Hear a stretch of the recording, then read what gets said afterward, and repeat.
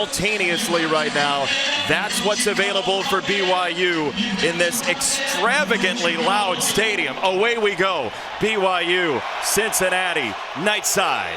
And a fair catch will lead to our first look at Bear Bachmeier, the freshman who has said he doesn't feel like a freshman.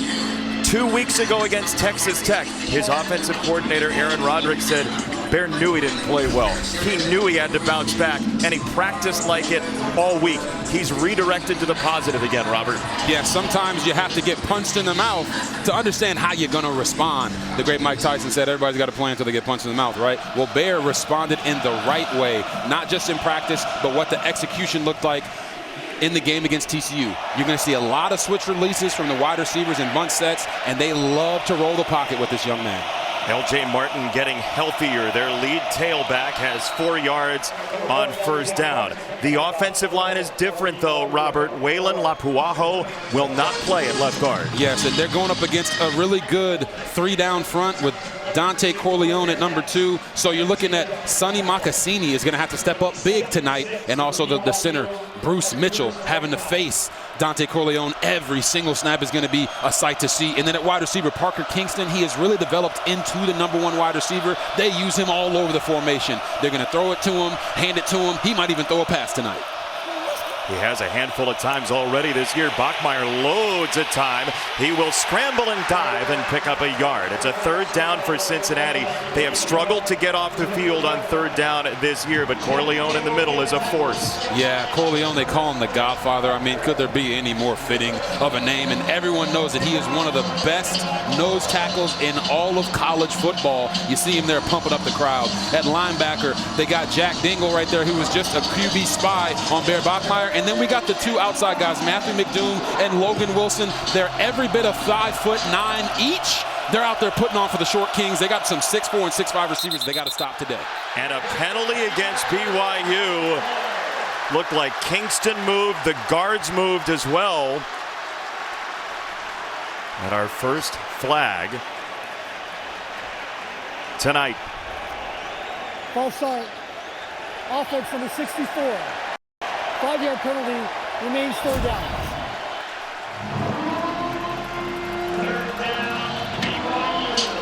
Yeah, they're calling it on the left guard. Sour choking, you see the Godfather telling him, go home, back it up. I don't know what signal that was. You're going to have to tell me what that was, Jason. I think it was traveling. You see Svarchuk playing left guard on this series. Makassini will be in as well. It's a screen from Bachmeier. It's LJ Martin in the open field across midfield. It's a 1st down, BYU. Give him 26 on a screen. Oh, yeah. You're going to watch Simeon Coleman here. LJ Martin's going to go outside and come back in like he's running to the flat, makes him overcommit so the guard can block him, and then he's back through running through arm tackles.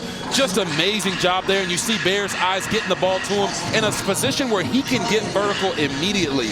Accuracy on screens is so important for a quarterback and an offense to be effective at them. Right there, you saw it all in one package. Boy, 1 out of every 5 pass plays they run is a screen.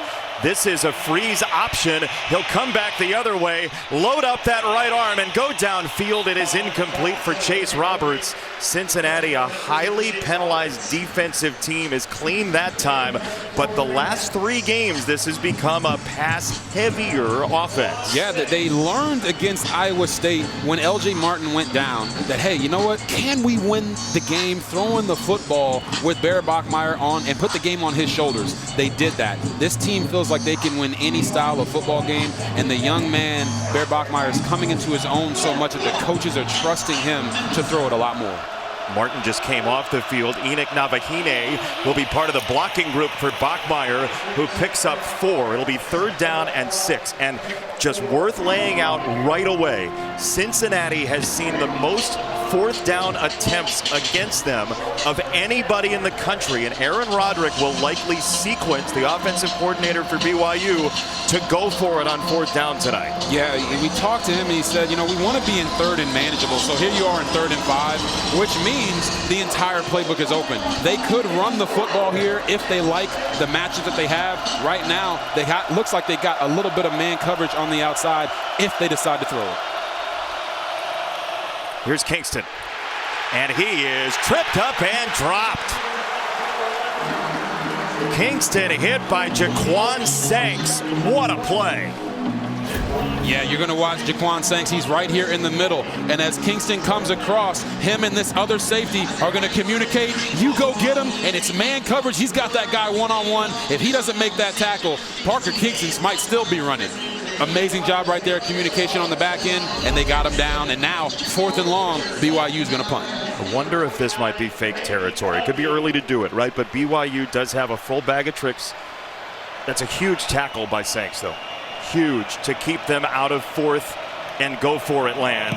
Vanderhaar will kick it away for BYU, and it is a very good kick inside the 10. Manny Covey with the fair catch.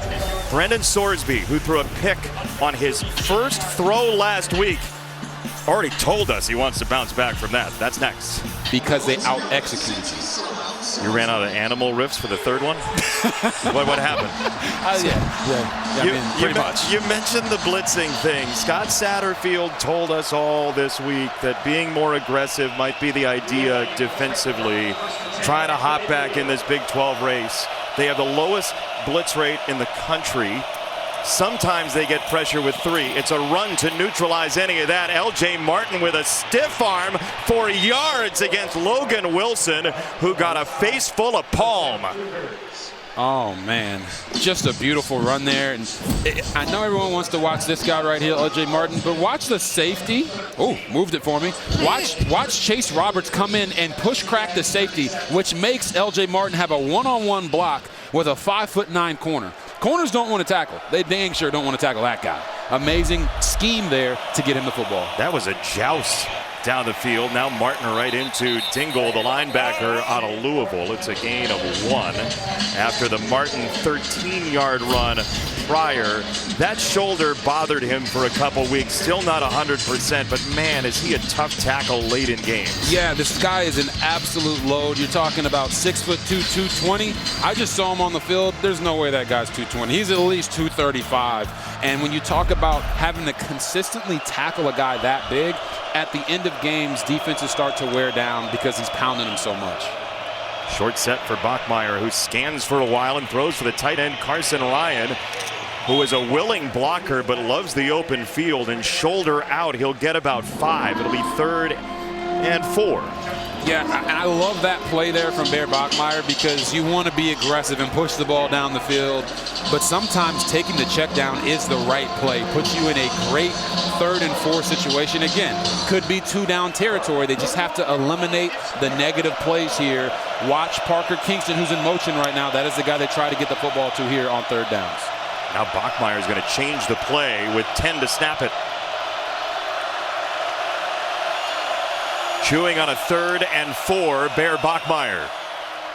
He'll throw topside. Chase Roberts has the first down for BYU. He's got some reliable targets on the outside. Yes, he does, and that's a speed out to the field. Boom, boom. Okay, Chase Roberts, we see you. These guys are running NFL concepts. Put that foot in the ground, come out of it, ball is there. Make the play on the sideline, even if he hits you in the face.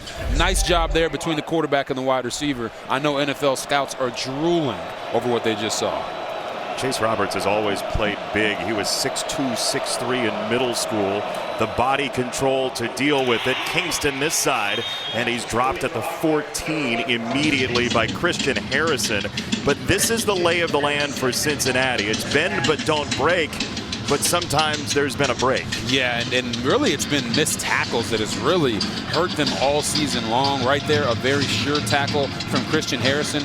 But for Bear Bachmeier, when you're a quarterback early in games, my coach would always tell me you can't go broke taking a profit. Take the throw that is there. He's doing that so far early in this game. And it leads to a full playbook on 2nd and 3. They'll go handoff. LJ Martin is stacked up and driven back. Corleone and company. Golday as well, the transfer from Central Arkansas. Yeah, and you're going to see Jake Golday come in from right over here, and he's going to fire in there. As soon as he sees the tight end go to block, he said, okay, buddy, I got you. And he gets in there and stops LJ Martin before he can get his momentum rolling, and then the rest of the Bearcats show up to shut down that run. That's how you get those negative runs and negative plays on defense. Stop it before it ever starts. Just 5 tackles for loss per game for Cincinnati. That's a big one. It's 3rd down, and it's LJ Martin squeezing through, driving the pile.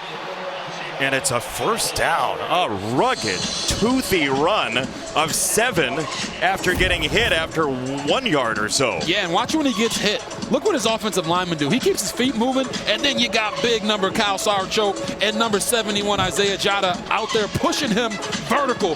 The big fellas love to push the pile, and right there they pushed him all the way to a 1st down. You ever watch the World's Strongest Man competition where they like drag a car? Yep. That's what that looked like, the form. Exactly. They got some strong men down there. Might be 24 too. It's Bachmeier running behind Navahine, and it's only a gain of 1. Cincinnati's run defense has played generally well so far in big early spots. So it's 2nd and goal as Dingle got in there that time. What Cincinnati's struggled with this season is more of the slashier, speedier runners, because they get everybody at the line of scrimmage, and as soon as you break that line, there's no back line of defense.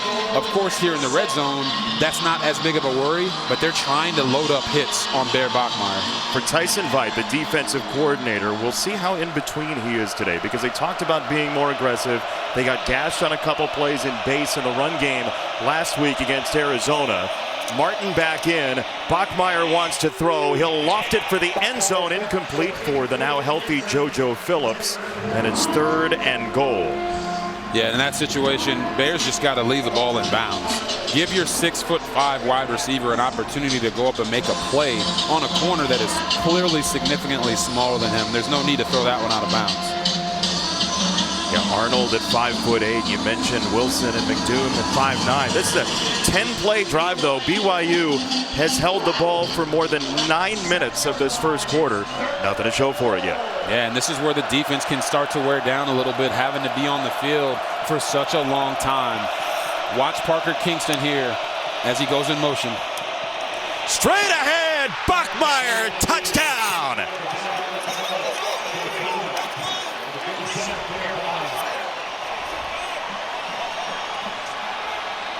Well, we called it. I told you to watch Parker Kingston, and I want you to watch 1, 2, 3, 4. Watch how all these guys just start flowing this way as the fake happens, and then that opens up a massive gap right there for Bear Bachmeier to insert himself just like a grizzly bear into the end zone.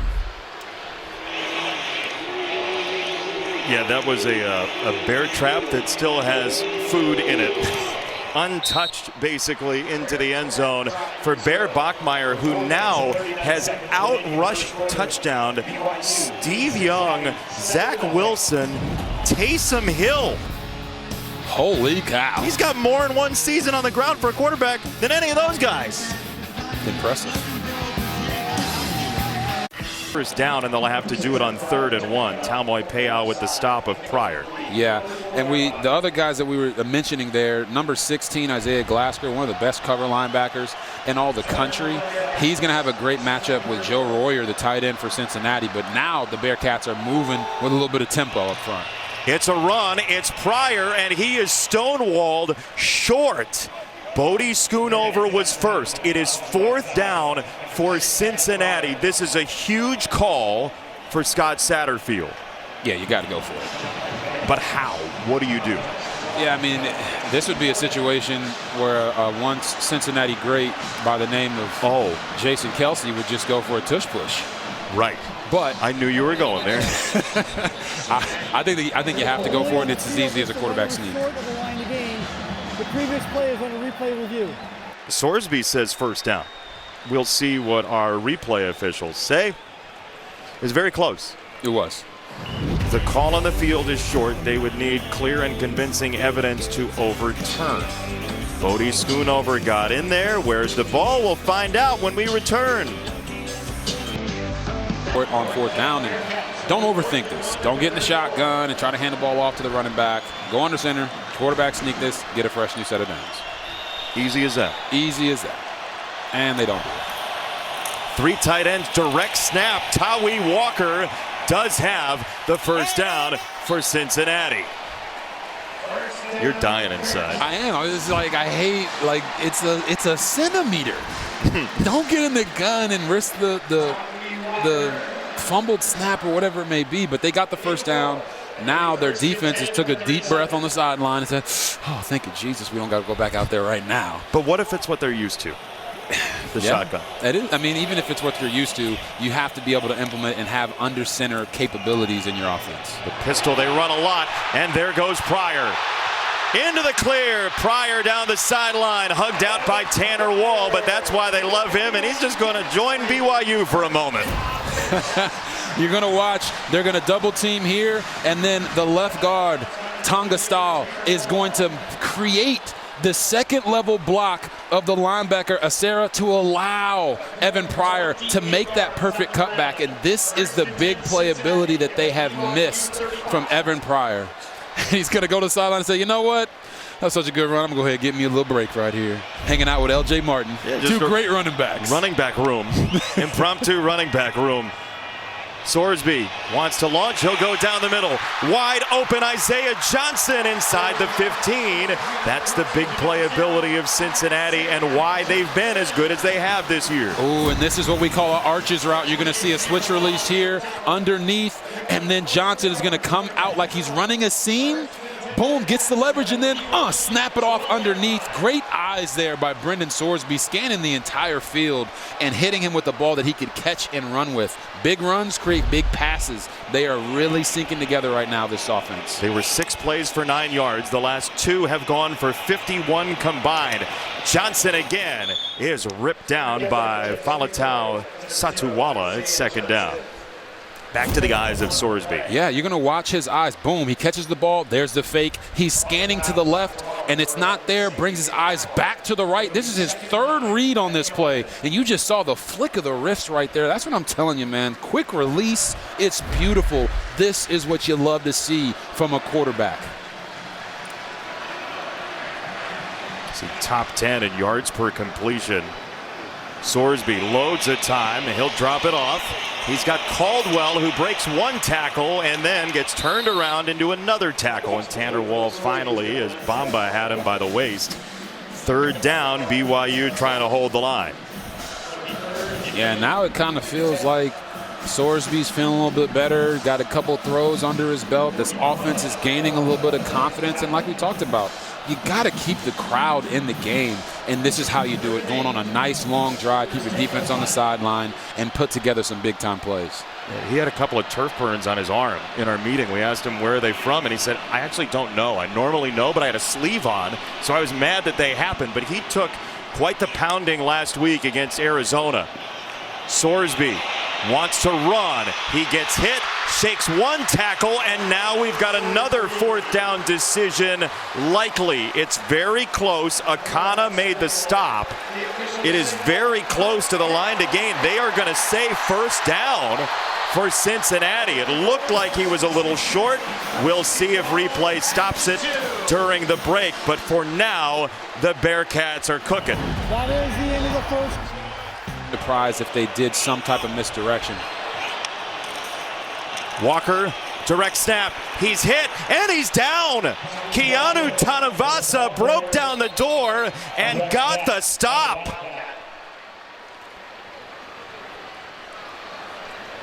We'll check the spot, but it looked like he was short. Yep. Wow.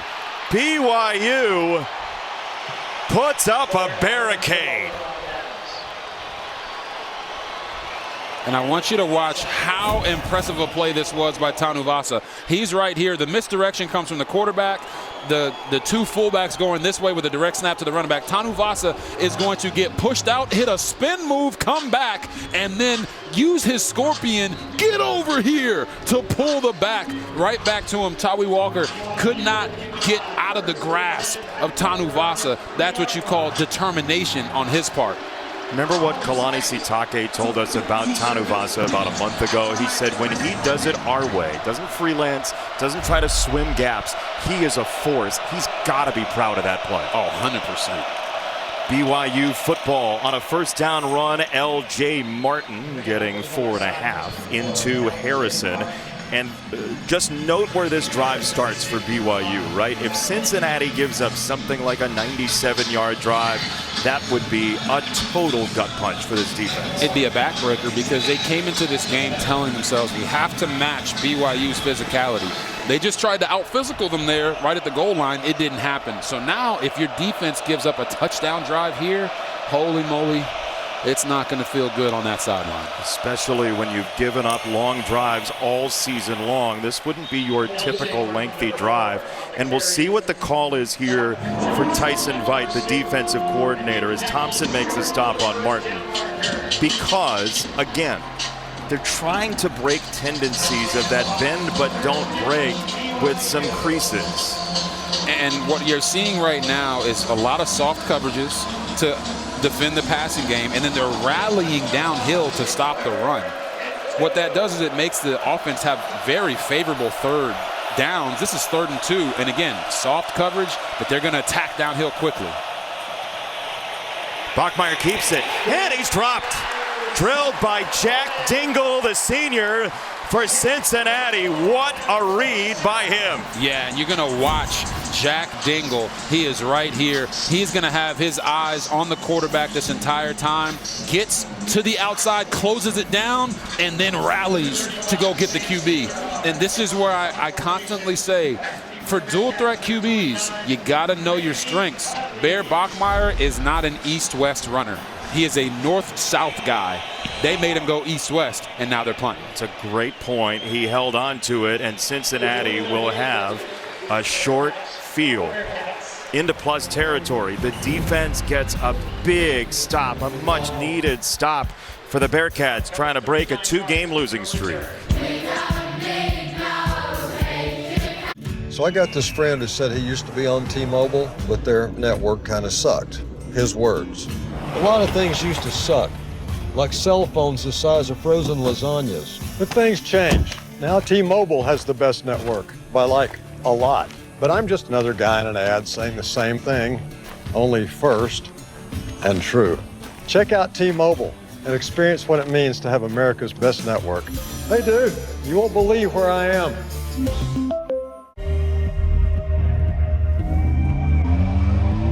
Design you feel in every detail. Technology as innovative as it is effortless. These are luxuries you don't have to wait for. This is Buick, now. Buick, exceptional by design. Just in time for Black Friday, get 0.9% APR and no monthly payments until next year on these 2025 Buick models. Plus, current eligible non-GM owners get up to $3,500 allowance on Encore GX. Let's go, boys! One thing I've noticed about football fans is they all talk like the players can actually hear them. Proud of you. Looking good. Keep it up. But when you have Geico Insurance, you'll always be heard. They have top-notch customer service with people who really care. There you go. That's how you run inside zone. Anything for you, bud. Cool. Could you pass the ball? Yeah, I'm trying. Just pass the ball. Yeah, just pass. Okay. Pass Right. it. It feels good to be heard. It feels good to Geico. The sheets are wet again, the smell is so stuck. And why do all that shorts make me say yeah? Downy Rinse fights stubborn odors in just one wash. Rinse it out. Fox College football is sponsored by Ram Trucks. Nothing stops Ram. Cincinnati was rapping on the door on their most recent drive. They gave it up inside the BYU 5, and now they've got 47 yards to get to even the score. And this is what you call complimentary football. You said, you know what, I trust my defense to get a stop even if we don't get it on 4th down, and they got that stop. You got to make them right here. Quick set, get it away for Noah Jennings. His first grab, the junior spinning and wheeling all the way down to the 27. The transfer from tiny Charleston Southern. And you're going to see the switch release between him and Joe Royer. He gets to that hole, RPO off the switch release. I mean, they are trying to trick the eyes of this BYU defense, and right there it worked. Jennings had a 204-yard game as a freshman in the Big South at Charleston Southern. This throw to the sideline is on target for Walker, who's been around college football to Oklahoma and Wisconsin. Yeah, and you got him out there on a defensive end, outside linebacker type. Really great recognition there from Sorsby to just get a nice, easy pass to stay ahead of the chains. In the drives that they've had that have stalled, they found themselves in 2nd and longs and 3rd and long. 2nd and 6 is right where you want to be. Because Pryor came on the field, Tanuvasa and Cabella in the secondary, and now BYU will substitute again. Taumoi Peau comes off, and we have a whistle before the snap. BYU called timeout. You know, you have the chance to reasonably substitute to mess with the offense a little bit. Yeah. But sometimes that can create a problem in the anarchy department for your own defense. And that may have just happened.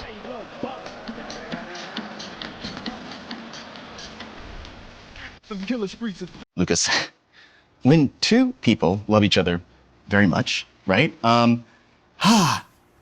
Okay. Imagine me and your mom. Don't do that. Imagine a magic hug that animals do. Hey, Chris, you're out. Huntley, you're in. Tyler Huntley, backup parent. If only there were backups in real life. What's up, little man?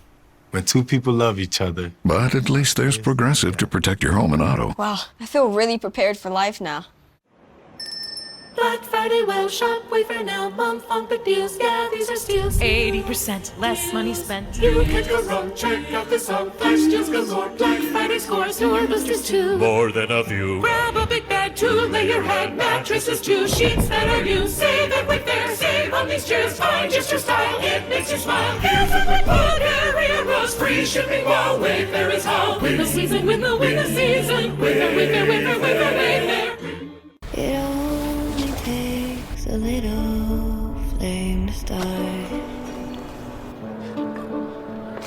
Hold it in your mind, let it grow with time. All we need is a little light, share a little light with me. In regular shoes feels this cramped. Or glide step wide fit hands-free Skechers slip-ins feel like this. With Skechers slip-ins, just step in, no bending down, no touching my shoes. Try wide fit Skechers slip-ins. Retinal vision only on Ring. AI tuning for sharper goodbyes, clearer hellos, and safer tomorrows. Protect your home like I do with Retinal Vision on new 4K cameras and doorbells from Ring. Shop now at ring.com. Fox College Football is sponsored by Progressive Insurance. Home and auto coverage you can count on. First major college football night game in the nation happened here at the University of Cincinnati. They tried to install lights for a practice in 1909, but they weren't strong enough. And there's a quote in the Inquirer from 1909, "No punting can be done by the present system." Didn't go great at first, so they had an electrician on site for practices. They figured it all out. It took like 14 years. Then they had the first night game here. But they had an official electrician for the Cincinnati football team. Wow. Yeah, it's big time. Look at you always doing the deep research, Jason Benetti. Have you ever had an electrician on retainer?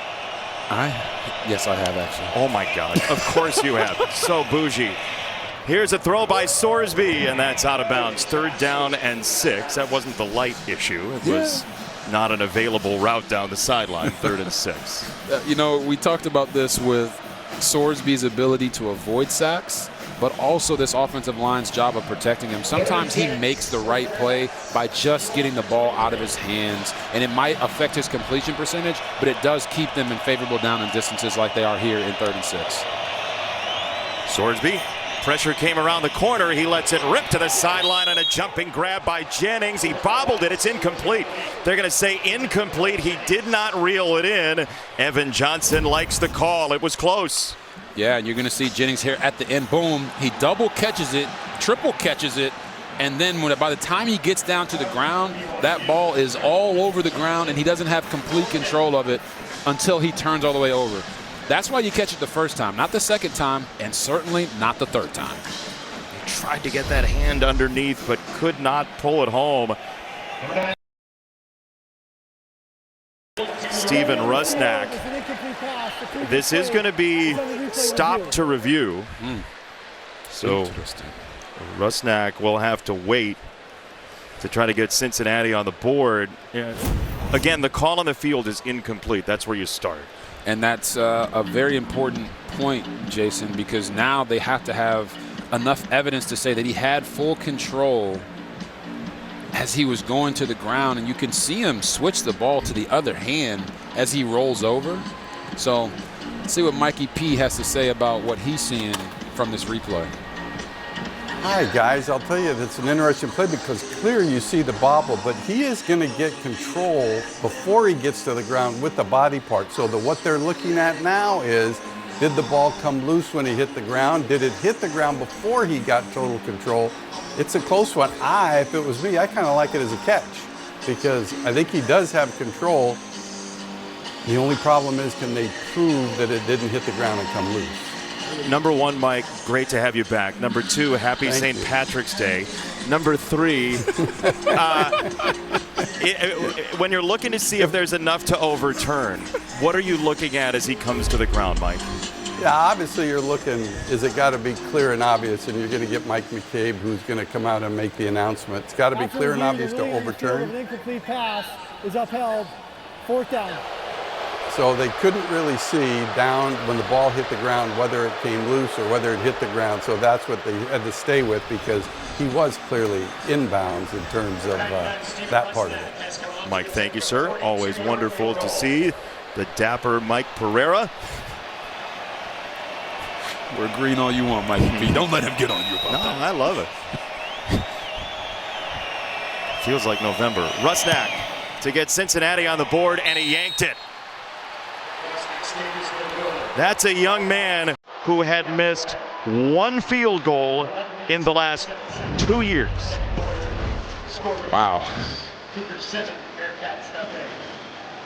All they needed was points here, and he yanked it wide left. I get excited about the Subaru Share the Love event because Subaru retailers nationwide are giving back. Giving back makes us who we are. You can get a great vehicle and choose the charity Subaru and your retailer support with their donations. More than $350 million donated to charity. Over 2,700 hometown charities supported. It's our chance to make a difference together. Get 0% APR on select new Subaru models, and Subaru will share the love. It's the holidays, so get them what they really want. A 3-course meal wrapped in a festive box. 2 pizzas, breadsticks, and a dessert, starting at $19.99. Holiday harder with the Triple Treat Box from Pizza Hut. Word on the street side, make it look easy or flattering.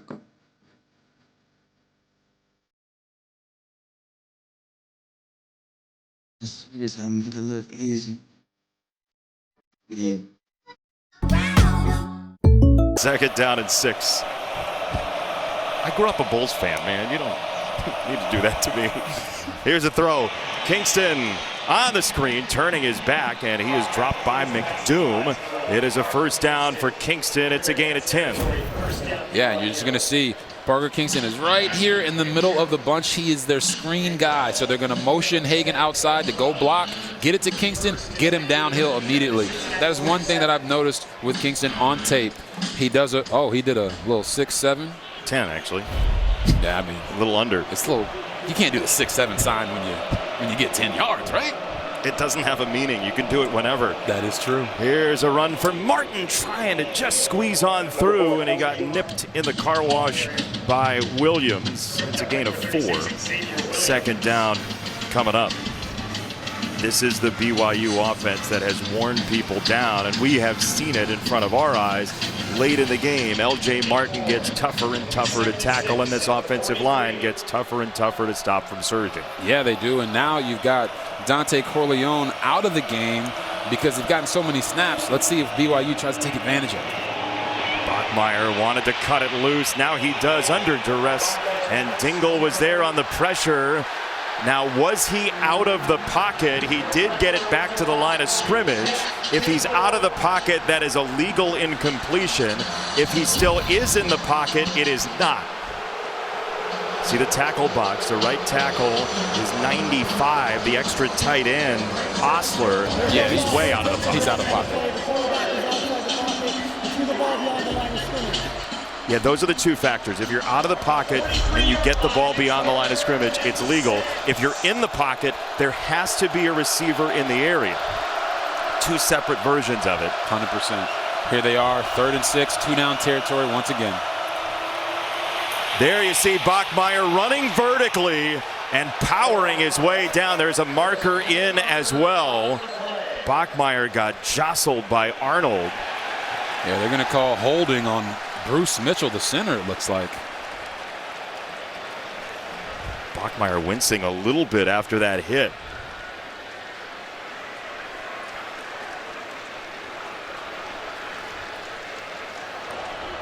Holding. Offense number 63. 10-yard penalty. Replay 3rd down. Interesting. 3 down front, 4 down front for Mitchell. A little different. Yeah, and you're going to see Mitchell right here in the middle of your screen. We got Bear Bachmeier running, and you got Bruce Mitchell giving Xavier Williams a bear hug. And as you see him hold him on the outside, he throws that arm out. As soon as the refs see that and that there's no disengagement from the guy that's blocking him, they are always going to call that as holding. And that pushes them back now to 3rd and long when it looked like they were going to have a pretty easy conversion. BYU has to get to the Cincinnati 37 and a whistle before the snap. No signal yet. I think we might have a spot issue based on where the holding foul was walked off. Yeah, that it seemed like 3rd and 8 was a bit ambitious for the BYU fans.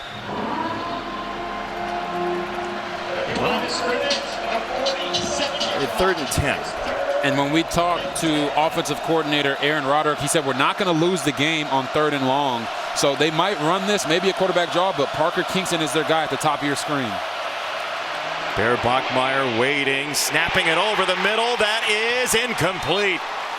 There was a chance to pick that thing off for Simeon Coleman, and he could not wrangle it. The story of the season for Cincinnati. Yeah, you're going to watch. Parker Kingston at the top of the screen is going to run a comeback route.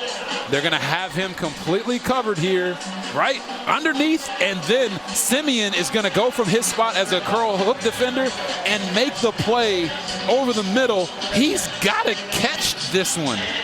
I mean, Bear Bachmeier's trying to throw it to his brother, Tiger Bachmeier. Simeon does a nice job of getting there, but doesn't finish the play. They got to find a way to get those type of turnovers. Tiger saved Bear a pick, it looked like. Ball on the ground, picked up by Covey. That's daring. And it's a smart choice. Wow. Covey on a ground ball takes it across the 35. It's a 57-yard return. Manny Covey's telling everybody, Peter, get out of the way. And this guy must have played baseball because the way he just scooped that one up was like a shortstop. And then he's off to the races. Sometimes when you're trying to do things you've never done before, you got to do some things that you've never done before. That right there was awesome. That is a shocking decision. But when you haven't created turnovers and you haven't flipped the field, it's exactly what Cincinnati needs. 100%. Now as an offense, you ask yourself, do you take a shot here on 1st down? If it was me, I would. Out of the pistol, they will hand it, and it is Pryor tripped up by Tanu Vasa, who may have saved a trip to the red zone at least. It's a gain of 6 instead of much more. And I talk about taking those shots because they're getting one-on-one man coverage, bump and run on the outside. And head coach Scott Satterfield told us that they have to hit those deep down the field and their receivers have to make those plays. So look for them to start taking advantage of those, especially if it becomes a repeat thing from this BYU defense. Off the substitution, BYU will bring off Tanuvasa. Last time they had 12 on the field after this happened. They have the right number this time. Sorsby ready to throw, lobbing this way, on the money to Cyrus Allen, the touchdown maker. His 11th of the year is beautiful.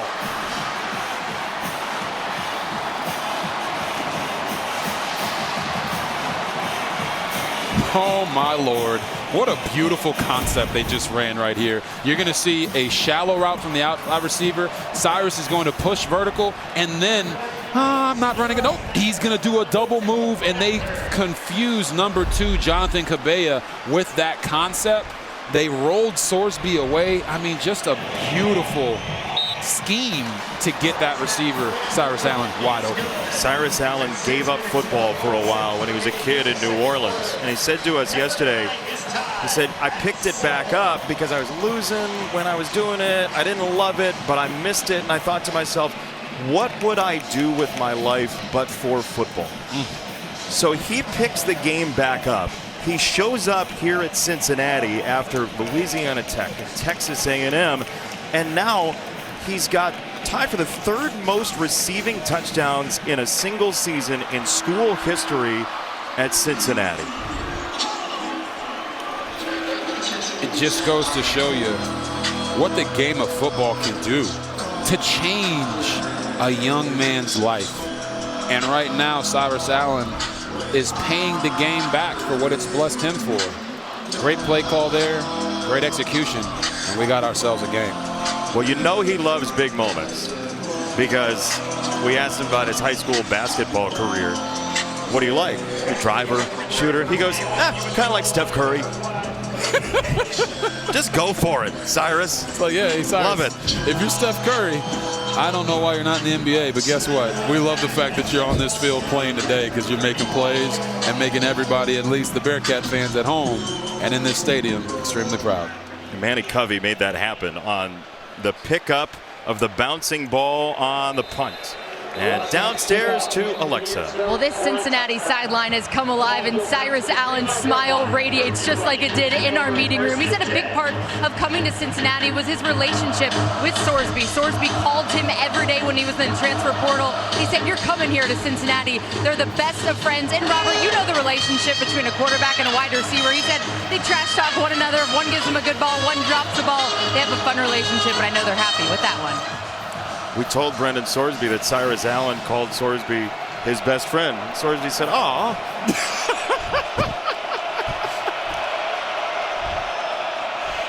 LJ Martin straight ahead. Oh, man. Just pounding away on Gola Collard. Yikes. Oh, my goodness. Just take a listen to this collision by LJ Martin. Oh. I can feel that way up here in the booth. Oh my goodness, the vision and the physicality. Boom, run through a man's face. LJ Martin ain't playing out there, man. Sparks flying off of that attempted hit. Now Martin and Navahine in there together, and it's Martin who's tripped up by Golday. 2nd down. The one thing we know about BYU, whether it be the Texas Tech loss, the close game at Arizona, the close game against Utah, the first half deficit against Iowa State, this is a resilient team. Oh yeah, and they typically get better as the game goes on because of their physicality. It's like watching George Foreman in his prime. He's just beating guys up for 6, 7, 8 rounds. By the time they get to the end of the fight, they're like, hey, just take me out, man. Just grilling people. 2nd down, it's a throw for Martin on a swing pass. He's got the 1st down, playing a hopscotch across midfield. I got to give you your props for that one. He's grilling people. I don't know what you're talking about. That was a great one. That was a good one. But there you see LJ Martin showing off the versatility right? He can run the football, he can pound you in the second and third level of defense, and he can catch the ball out of the backfield. That's what NFL scouts love to see from these big backs. You can't be a guy that cannot be a threat out of the backfield anymore if you want to go to the next level and be an impact player on all 4 downs now. Important, too, with Chase Roberts on the sideline. He had been in the tent. He is not on the field right now. Bachmeier giving ground and flinging it this way for Carson Ryan in a tangle with Sanks, and he could not hang on. It's second down.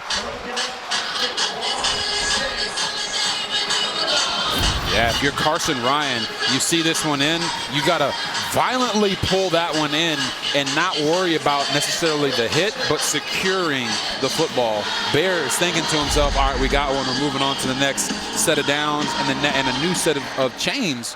And now they're sitting in second and long. This is exactly where the Cincinnati defense wants this BYU offense to be at. Navahine, the tailback, they will feed him, and Enoch Navahine gets chopped down after 2. Christian Harrison coming up from the 3rd level to set up 3rd and long for BYU. And now you see the Cincinnati Bearcats defense is playing with a little more energy. They're getting downhill faster. They're shedding blocks. They are starting to believe, and it's because BYU, early on in this game, we call it playing with your food a little bit. They've left it that way, so now they found themselves in a dogfight.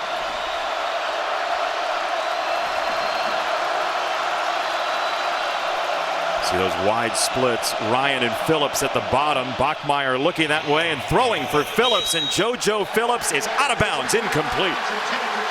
He could not drag the foot. It's 4th down. Yeah, you'll see the end of this play here. Ball hits his hands. Foot is, ooh, that looks like that might be a catch. When does he have control? Yeah, he doesn't drag the foot, but if they're going to count that foot that was already down when the ball hits his hands, let's see. The previous play is on the replay review. Yeah, it's when does he have control? That foot is down right now. That looks like control with the foot down. That's a catch, ladies and gentlemen. Yeah, did he have it at that moment? Mike Pereira is with us. Mike, the call on the field is incomplete. Do you see enough to overturn? I do, because to me he sticks it. That's what we always talk about. Do you stick it? He's got both hands on the ball and still has that foot on the ground before it comes up. So to me, this is one where I like, again, watch this called stick it. Goes right in between the hands. Hands now have control of the ball. Toe still on the ground. I think that's a catch. Thank you, Mike. It's a consensus. The 3 of us agree. That looks like a catch. But again, you can't blame the official. They're doing it in real time. Yes. Right, that's a very difficult call to make. I know saying you can't blame the official means that social media would have to be wiped off the planet. But it's a tough call to make. It is. And I found the sideline for Cincinnati to just be so fascinating during all of these moments because they're so convincing. No, that was not a catch. Right. He didn't get the foot down. And what are they supposed to say in those moments? But you can tell how much everyone on both sidelines, so both sidelines want to win this game. They are locked in and dialed into everything that is happening. But I think we should walk away with this one with JoJo Phillips having the catch. Let's see, Mike McCabe. After review, the receiver had firm control of the ball, completed the process of making the catch inbound. Results of play, the 1st down. JoJo Phillips, back from injury, finally healthy. A couple weeks ago, shook off the rust. Big spot with Roberts on the sideline. Yep. Gain of 13. And your point about Roberts being on the sideline is the most important one because they're going to need more out of JoJo Phillips. And if the Bearcats are going to continue to play deep and off, those out routes are going to be there all day long. No motion, Kingston again. Fake the speed option. Bachmeier on a screen. Middle of the field, right back to Ryan. And it's tractor pull time. 1st down, BYU. Ooh, this is a nifty play. Nifty play that they just ran right there. You're going to see Carson Ryan coming back across the formation after they booted Bear Bachmeier out. And then he's just dragging the guy for more yards. And watch the, oh my goodness.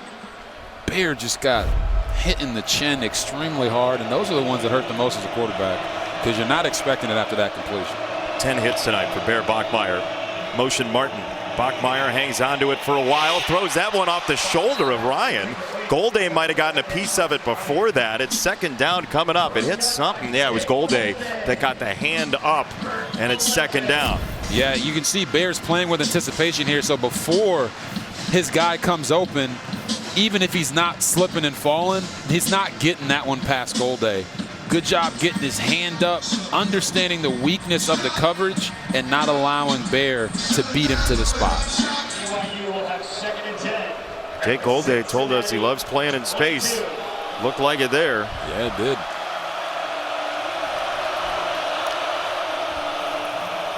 Second down, Martin. Behind a block from Hagan, and Martin lost his mouth guard maybe. Something flew off. Down on the ground.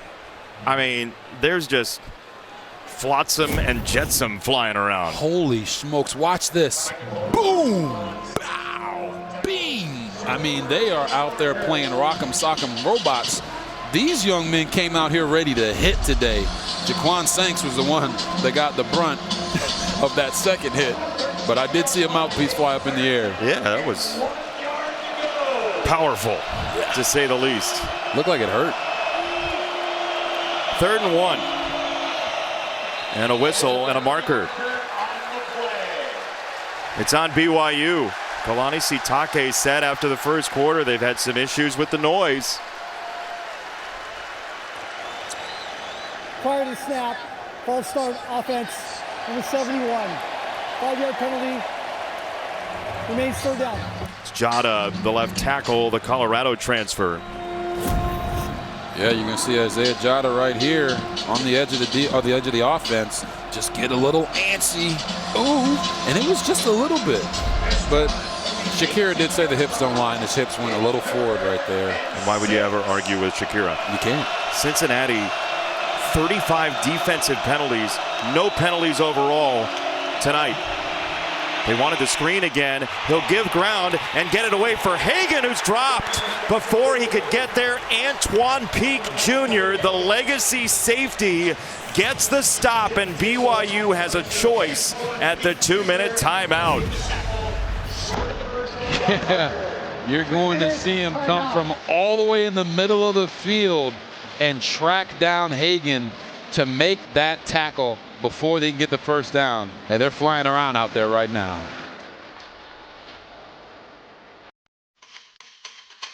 It's amazing when a network built for 60,000 fans feels like it was made just for you.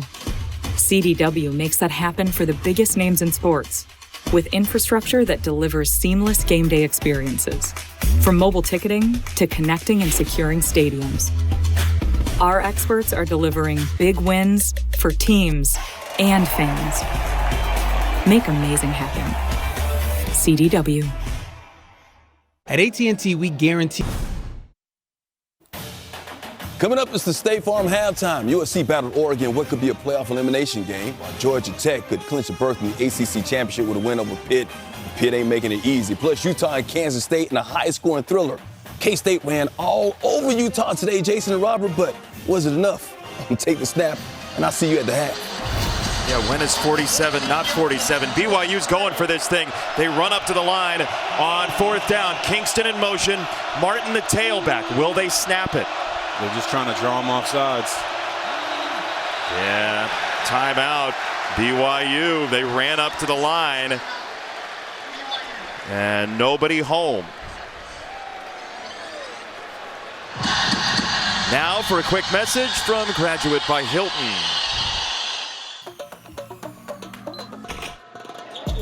Hilton brings you new ways to stay, so you can relive it all.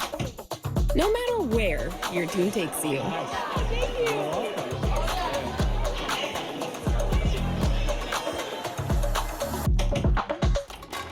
Stay where school spirit thrives.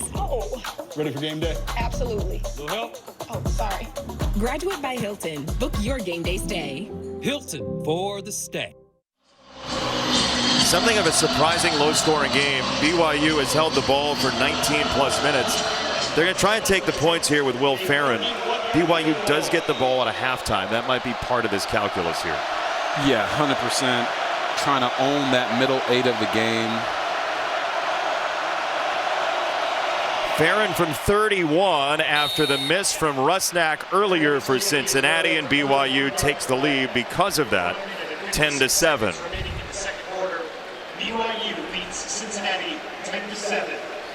So Cincinnati has 3 timeouts. They have a $1.56, and their special teams has served them well recently. It's time for a game summary sponsored by Pacific Life, building confident futures for nearly 160 years. 8 minutes of offensive football for Cincinnati, and they're right in this despite not converting on a 3rd down tonight. Yeah, it's been a very weird game. You've had some long drives that have stalled, a couple turnover on downs. And what it does is your BYU team that is trying to exercise those demons of going on the road late in the year and coming away with big-time wins. And they're, like I said, right here in the thick of it. Every game in the Big 12 is a competitive game. You saw what happened earlier between Kansas State and Utah. There are no weeks off. This conference is deep from the top all the way down to the bottom. And the Cincinnati Bearcats, they're fighting for everything for their season tonight, and you're seeing it in the way that they approach this game. It's a fair catch for Wilson. This Cincinnati team, Robert, at 7-3, they had the opening loss to Nebraska and Kansas City, but a game that they could have won. It was a close ball game against the Huskers out of the Big Ten. Then they just blitzed people, 41 points per game, just an all-out offensive assault. Last 2 games, they got crushed by Utah on the road. The Arizona game was very winnable for Cincinnati. Once you got into it, they couldn't get a couple of stops late against Noah Fafita and that offense, and now they're in a situation where they need to win out and get some help. Yeah, and that starts by just doing your job, and here they get the ball coming out of halftime, so if they can find a way to get some points here, it's big time for Cincinnati, knowing that they could actually come out and take the lead. It's a throw for Goody, and he's across the 30-yard line. Yeah, Cincinnati deferred. They will have it first. So BYU takes the points, deciding that they'd like to try to have the lead so Cincinnati can't try to go take it here. Sigale Acero with the stop, Robert. And now here it's all about getting that first down so your offense can start to flow into your 2-minute drill. There's Sorsby again, does not want to take the sack. He'll throw it out of bounds. You said it early. He is very willing to take a hit and throw, but he's not going to get sacked. Yeah, his offensive linemen love him because some quarterbacks will sit in the pocket and they will not throw the ball away because they don't want it to affect their stats. He is not really worried about that completion percentage. He's trying to keep his team in favorable down and distances, and I know all of his offensive linemen love it, and his offensive coordinator does too. Danger here is a quick 3 and out. It's 3rd down and 4. Sorsby scanning and rolling. Sorsby gets away, and he is across the line to gain. Schoonover wanted a holding penalty at the line. It was not there. It's a 1st down, Cincinnati. Yeah, and you're going to see Tanu Vasa is going to loop around to go and get him, and he makes that play, but they're back up to the line of scrimmage, ready to run the next play. After his 9-yard run, Sorsby stepping up. He gets hit, and he is dropped by Tanu Vasa right at the line of scrimmage. 3 timeouts for Cincinnati, and they will use one right now. First charge timeout. First timeout, Cincinnati. We're back in 30 seconds. Weak on Chewy. In his face, it's Walker, ushered out of bounds by Akana, and it's 3rd down for Cincinnati. And that's exactly what I'm talking about. They know that if BYU is going to play them deep to short, you got to have some easy checkdowns, and Walker right there gets a nice gain on a checkdown. It's a run for Walker, and he's taken to the paint. It'll be 4th down and 2.5. Alexander, the corner, with the stop. Now, if you're Cincinnati, do you chance this and go for it? Yeah, I don't know about that play call there on the run, but the reason you do that is because you are setting yourself up to go for it on 4th down, but it puts you in a little bit of a bind with so much time left on the clock. If you don't get this, you're putting BYU in prime position to go score. Yeah, Cincinnati does get it after halftime, so they could play the low-scoring game and try to punt this thing. Instead, now there's movement at the line. Cincinnati didn't respond with movement in kind, though. And now Cincinnati might bury a timeout. Yeah, they're gonna. Yeah, you're 100% right, Jason. They could have easily gotten a free 5 yards there and moved the chains for a first down. He moves, you move. Yeah, if the defensive lineman is across into the neutral zone, all it takes is a lineman to move, backpedal out of your stance. That's an immediate first down. All Tarantayo, the right guard, had to do there was fall down or act like he was shocked by that movement, and they've got a new set of downs. That's a colossal mistake right there. Now, the defensive player does have to be in the neutral zone. Yes. So the movement has to be enough. It looked like, to the naked eye, didn't you? He was in there? It looked like he was in there to me. Yeah. What a wild first half this has been for a 10-7 game. And you know, one of the guys I've seen that do the best is Aaron Rodgers. Yeah. He always tells, hey, snap the ball if he's in the neutral zone so we can get a free play, throw the ball down the field, no holds barred. If it gets picked off, it doesn't matter. But a lot of times you throw a touchdown because you catch everyone off guard in those situations. Maybe they weren't prepped on that. Maybe that's not what they do. But if it's not, they need to start doing it.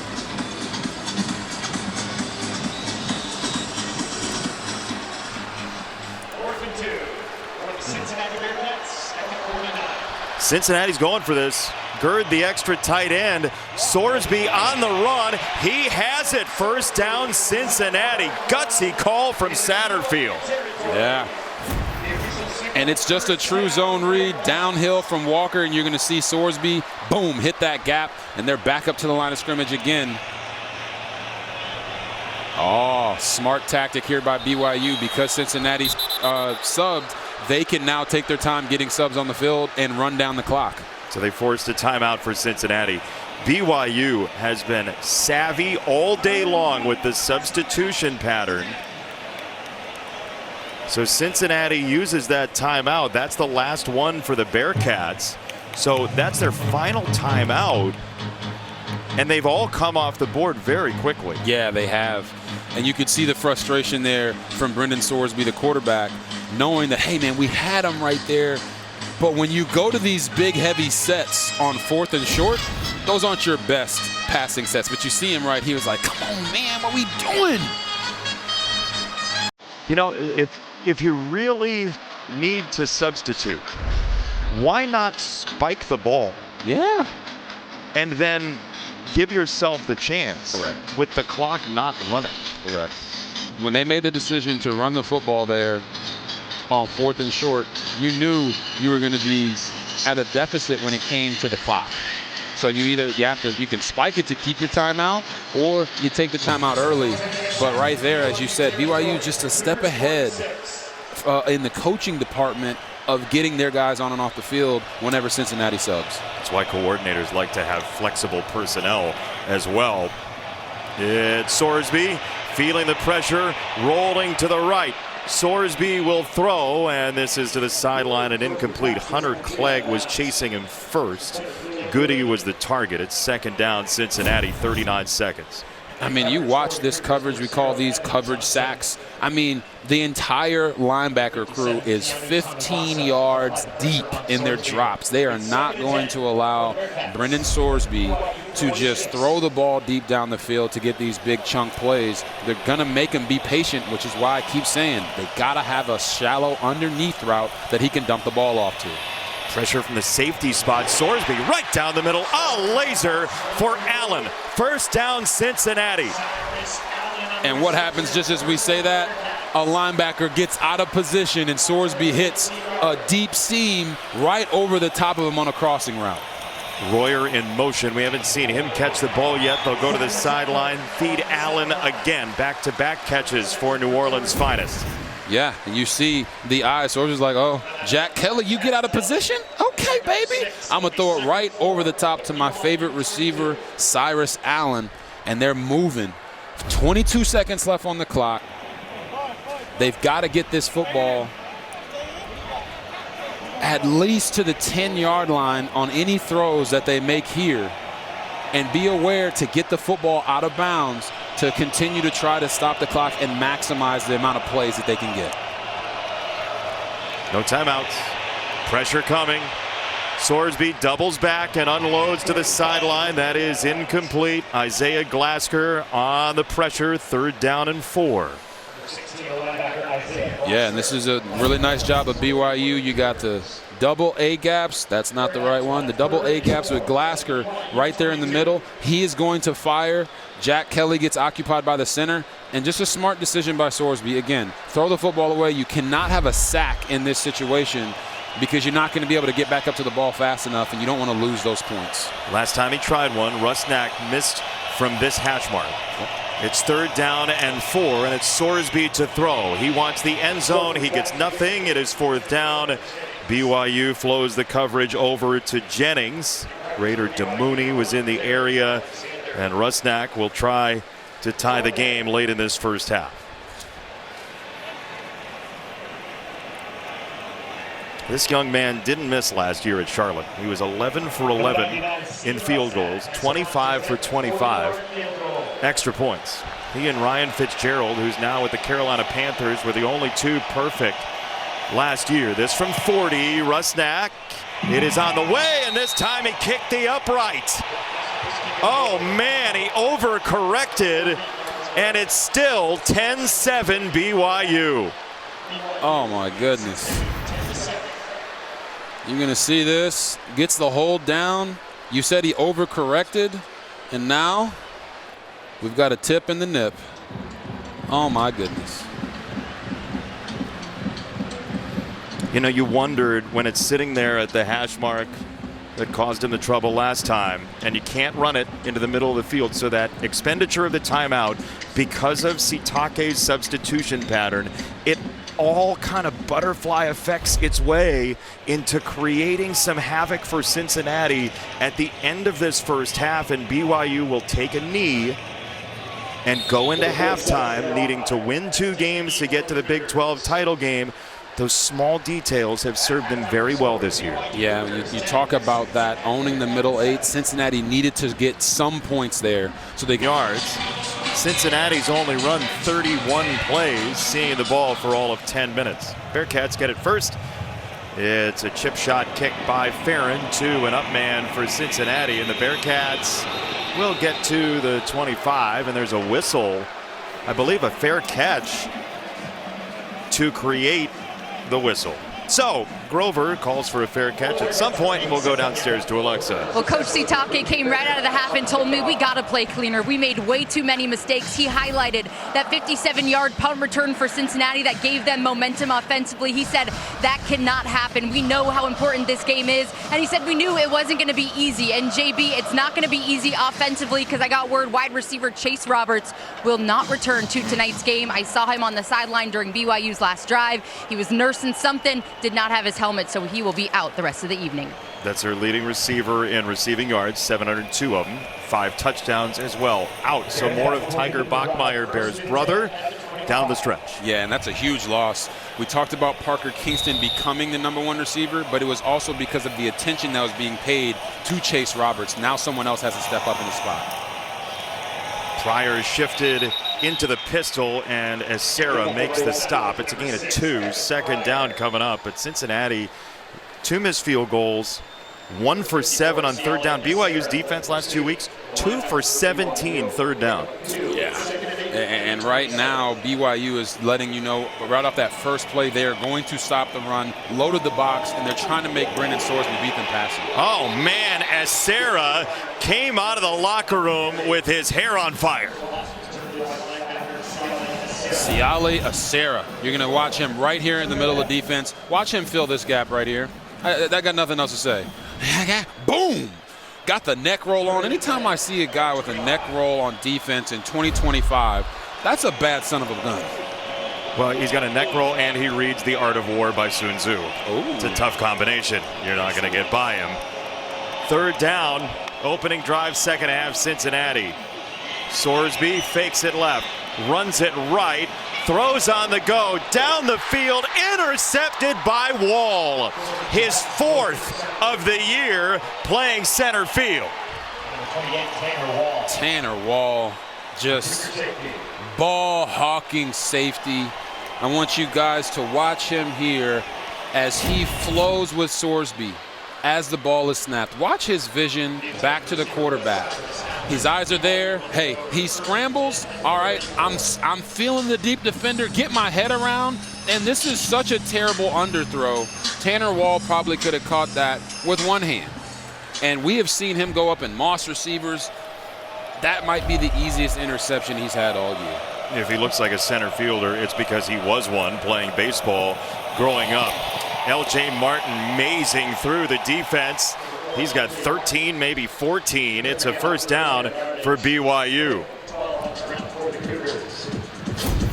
Yeah, and you're talking about L.J. Martin continuing to work this wide zone. They got the tight end coming back to seal the edge, but he's working wide zone away and cutting all the way back, not cutting back too soon, but allowing his offensive linemen to move this Cincinnati Bearcat D-line. You see his eyes. He is locked in and ready to run this football even more. This way, Kingston gives some ground to get it right back, and Parker Kingston dragged down by Harrison, who's been active from that nickel spot. Second down.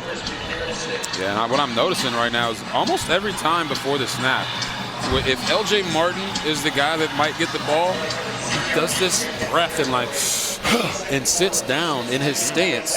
Might be something to watch throughout the rest of this game.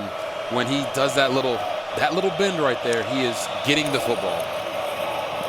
He is this time switching back. L.J. Martin ramming forward for a first down. Maybe the deep breath lets him break 3 tackles. I mean, you got to look for tendencies, but this right here, when he goes and he bends right there, he is locked into bad mother sucker mode. He knows he's getting the football, and he is trying to hit anybody in his way, and that's exactly what he did right there, Jason, to go get that first down. You know, it's interesting talking to him a couple weeks ago. He said, in these moments, sometimes I think, of all the guys on this team, they chose me. And he runs like it's a privilege, doesn't he? Yeah, he does. He cherishes every single carry and gives this team everything that he possibly has. Fake it to Kingston and give it instead to Hagan. And he is dropped by Golday. What a beautiful read by the senior Golday. This is what you call staying at home. Golday is right here off the edge. I want you to watch Corleone in the middle. He's the one that starts the disruption.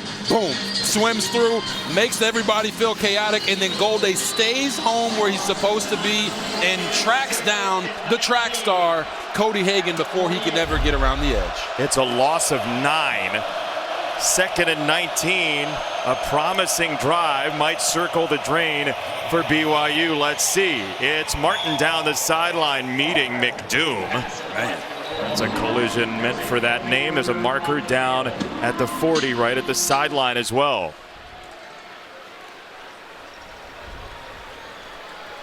It's a gain of 10 if it stands.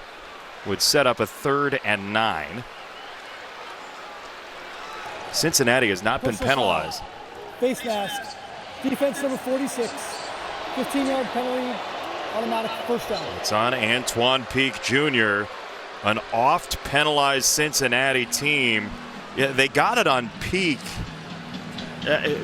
We think it might be McDoom on the tackle here. Yeah, you're going to see him go for the tackle, grab and pull the side of the face mask down. I don't know about that one. Yeah. If it's that, I mean, they did call it on 46, but 46 Peak was late. 46 was running across late and didn't get anybody's face mask, so I'm not really seeing that from the side of the face mask pull. But hey, they called it. Martin picks his way for 6, maybe 7, down to the 20. And this is where L.J. Martin can grind you down to a nub. He is now a 1,000-yard rusher for BYU this year. I mean, he started today top 6 in the nation in yards after contact. Him being healthy, Jason, is one of the best things for this offense because they can really lean on him in these situations. And they will. I mean, you see how far along he is before he's even touched. Now Tiger Bachmeier getting into it with Peak. You know, Tiger Bachmeier is a soft-spoken young man. We spent some time with him yesterday talking about pole vaulting and robotics and reflecting on time with his brother. But don't let that fool you. He is a rugged football player, and he just got right into it with Peak. Yeah, they're trying to let this defensive secondary know that they're not going to be bullied around, and maybe Tiger is the enforcer. Kingston around the edge. Kingston down to the 9. Boy, it's an interesting relationship between Tiger and Bear Bachmeier. Tiger is a very curious, super interesting young man. He was talking about his time with Bear and how they drive along, listen to music together. They explore cities they're in together. And every once in a while, in a big moment, they'll scan the crowd for their family. Like, they love the story of 1989, the 49ers, Joe Montana saying to Harris Barton in the huddle, in the crowd, looking into the crowd saying, is that John Candy? The late great actor in the big spot. It's a run for Bear, and Bear Bachmeier rapping on the door down to the 1. You're going to see them pull Sourchoke and the left tackle Isaiah Jota and allow Bear Bachmeier to do what he does best. Pump fake and get north and south. Boom. These are the types of runs that he has become notorious for throughout this season, always falling forward, get the big fella going straight, and that's when he's his most effective. Sourchoke in the backfield. They're going to roll out Bachmeier, and it's incomplete. He wanted Osler, the extra tight end. The big fellow was going to get fed, but Bachmeier was off the mark. Oh, those are the ones you can't miss, man. We got the big fella Osler here.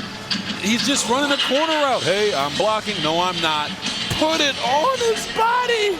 Just look how big his body is. Just put it on his body, Bear. I'm with you. I'd be upset too. You want the big fellas to get some love, but you got to throw it to him. Instead, it's Martin. It's a touchdown.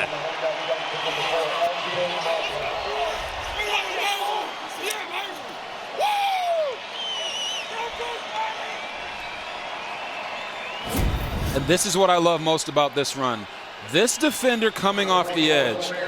LJ Martin knows I got to get there before he can get to me. So watch how he speeds up his feet as soon as he gets the ball.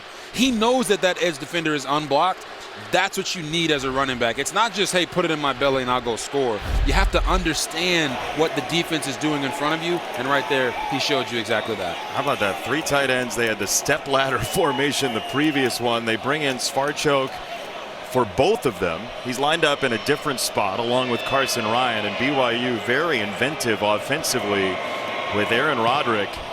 And the extra point is good for Farron. BYU trying to solve what happened last year. A couple of losses down the stretch kept them out of the Big 12 title game. The first turnover tonight creates some space for the Cougars. 11 plays in 5.5 minutes. It's a 10-point game. Abandon the running game. Don't try to get it all back with one throw or one play, but I'd love to see Coach Satterfield get him an easy completion so he can see the ball completed and get his confidence back. Quick throw. They wanted that easy one and got it there. It's Goody down the sideline. Oh, baby, that was nearly a pick 6 for Evan Johnson. Oh, my Lord. Watch Evan Johnson right here. His eyes are on the quarterback. So as soon as he comes out, he jumps this and is looking to go back the other way. But the ball placement to the outside by Brendan Sorsby to Caleb Goody saved him. If that ball is inside just an inch more, it's going the other way. BYU has 15 picks. There's some pressure up the middle from Jack Kelly, and it's Allen with that grab, his 4th catch to lead the team tonight. Yeah, you might want to block that guy, but they brought Jack Kelly right between the nose and the defensive end where there was no offensive lineman to block him. And this is something that defensive coordinator Jay Hill told us they wanted to do all along. Pressure Brendan Sorsby up the middle, get him off his spot, because they don't think he's as effective doing that. But right there, he showed them that he can be effective on the move. Tawi Walker cuts upfield and gets dragged down, but he was the one who knocks there. Siale Esera took the hit, and it is very close to the line to gain. Ooh. Now I want you guys to know that Tawi Walker is 5'8", 218 pounds. So when they say the low man wins, he is always the low man. I know the feeling. It's a first down, Cincinnati.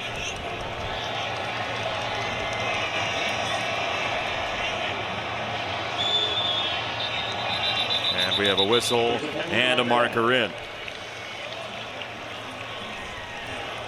False start. Offense number 10. 5-yard penalty, remains first down. It's on Goody. Jay Hill told us yesterday, among other things, as you're talking about the pressure up the middle, that this run game just cannot get untracked. That's where it all starts for BYU. And man, what a season he has had calling this defense. Yeah, I mean, you talk about a team that's been very multiple and gives the quarterback a lot of different things to pay attention to.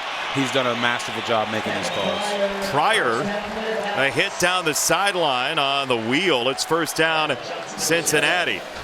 Yeah, and Evan Pryor, they don't throw the football to their backs a lot, but watch him as he runs this rail route to the sideline and gets his eyes back so quickly.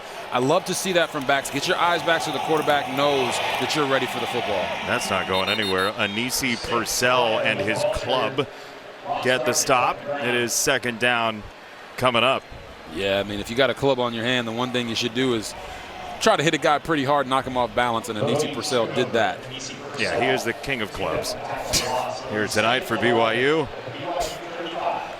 Oh, that is a great one. Well, nobody's challenging his crown. They are king clubs. I gotta give credit where credit's due. Second down, Sorsby. Schoonover is after him. Sorsby has to chuck it sideline. It's incomplete. That is brilliant coverage by BYU. We're talking 5-6 seconds there. Yeah, they got the outside guys are all manned up. You're going to see the coverage. I mean, the amount of time his offensive line is giving him. They're covered to the front side. They're covered to the back side. They are sticking to these receivers like glue.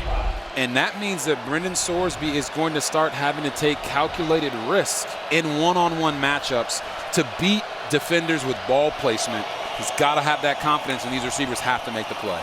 It's why Cincinnati is just 1 for 8 on third down. This throw will be well short of the stick. It's Royer's first catch, the tight end Joe Royer, and now a big decision for Satterfield. He's seen 2 missed field goals. He's seen them bogged down inside the 5 as well. And they've missed both of those field goals from the left hash. So he must not be a superstitious guy because he's bringing the kicker in to do it again. And, you know, if you try the same thing over and over, get the same results. It's kind of like what they call it. Is it insanity?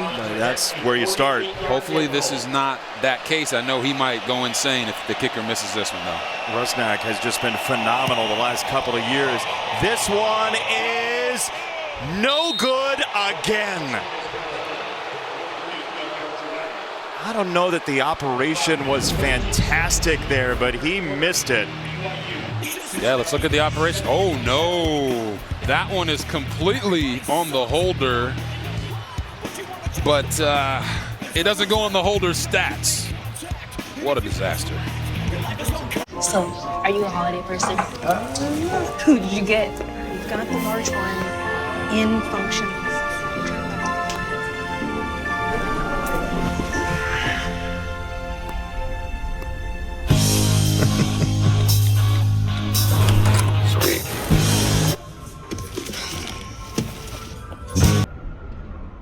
On third and long or third and short to get into a fourth and manageable so you can have your whole offense available for you. Think of all the close games BYU has played. Not the team to do this with. Kingston lost the ball. It's on the ground, incomplete. McDoom dislodged it. It is third down and 7. Yeah, you're going to see McDoom come in and punch the ball out right away. Short King versus Short King right there. Both of them every bit of 5'9", but his eye on the ball was like an Eagle Hawkeye there. We've seen more and more people start using that peanut punch. Even our guy Jacob Rodriguez over at Texas Tech, very effective because the receivers are not expecting that when they make that catch. Cincinnati has got to have a stop. Bachmeier on a screen. It's Kingston looking for the outside, and he's tracked down by Peak. What a play, weaving through the maze by Peak.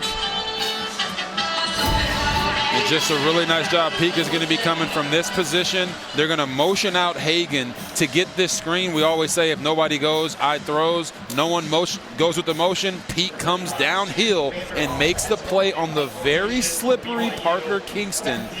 And for some reason, this Cincinnati Bearcats team is not trying to go away. Their defense is coming up with crucial stops, giving their offense more opportunities to make plays when their offense has always been the strength of this team this year. That was close to offsides. The marker has come in. Cincinnati was over the top of the long snapper, and this is likely going to be a BYU first down.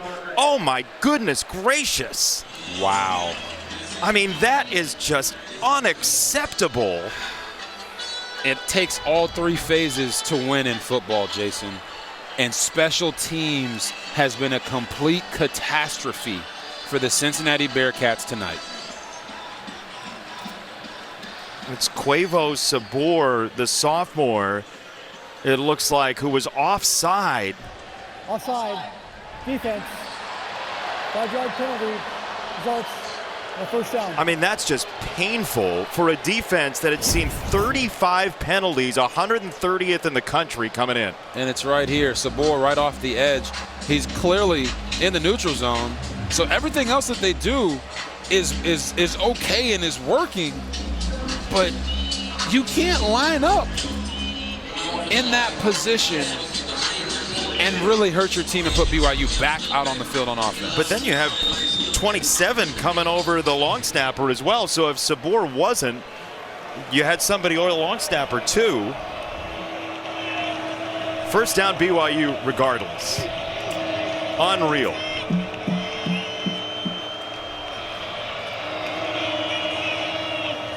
Martin the tailback, and they will put it right in his belly for 6.5. Harrison made the stop, but now, I mean, for a Cincinnati team that just hasn't had the ball very much at all anyway, they get to try to tackle Provo's bulldozer.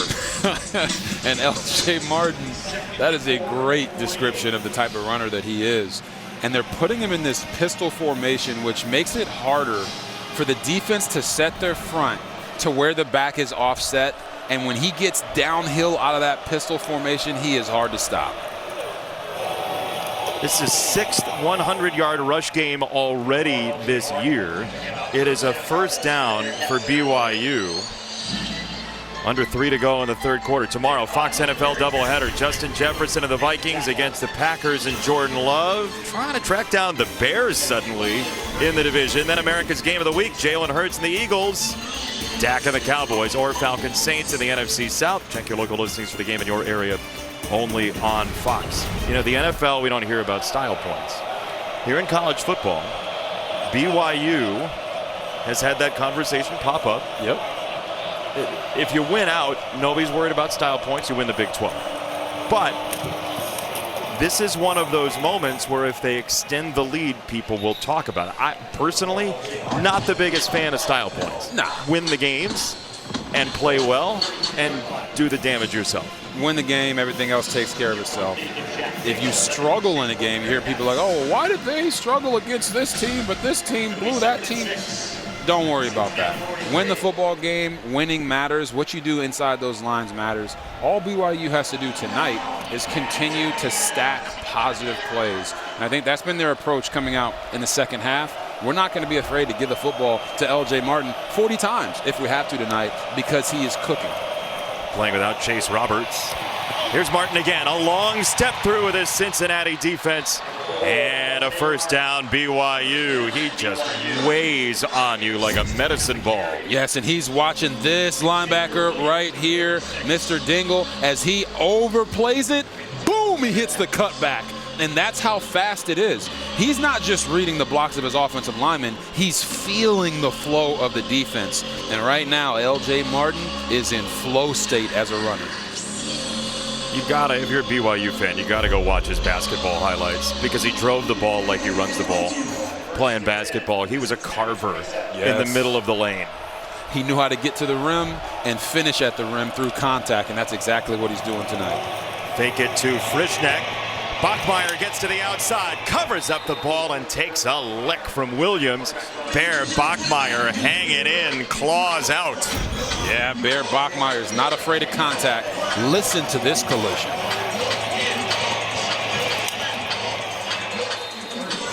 He even made the down marker flicker. He is not afraid of contact. He knows that he is built like a tank, or better yet, a bear. And right there, we talked about him getting north and south. He went east and west to get north and south, and that might be even more dangerous. A bear and a tank combined is nightmare fuel for everybody watching. First down could be the final play of the quarter. Here goes Bachmeier running laterally this time, and he's stood up by Isaiah Rogers, the senior. It's a gain of 1, but BYU trying to... A little bit later, but I am totally against conference bias. BYU ran the ball 15 of 20 plays in that third quarter, and they will continue to trudge forward. BYU has had the ball for about 31 minutes now. It's what we expected, but man, is it stark. Yeah, and as an offensive guy, when you're on the sideline and you're saying, we've only had the ball for 14 minutes, and we've been sitting on this sideline for 30 game minutes, how do you stay warm? How do you continue to know how to attack or what the defense is going to do to you when you're barely on the field to try to attack them? It is a mind game, and BYU is winning that mind game right now. Off the motion from Phillips. Bachmeier rolling that way, trying to square his feet. He'll flow back to the right. Bear Bachmeier with some time, creating more for himself, and this is out of bounds. Discretion, the better part of valor for Bachmeier, the freshman. Dingle was on his tail, and it is a field goal chance for BYU. Yeah, if this was, that's a great line, Jason. If this was high school football, I think that Bear Bachmeier probably would have tried to make one of those throws that he saw.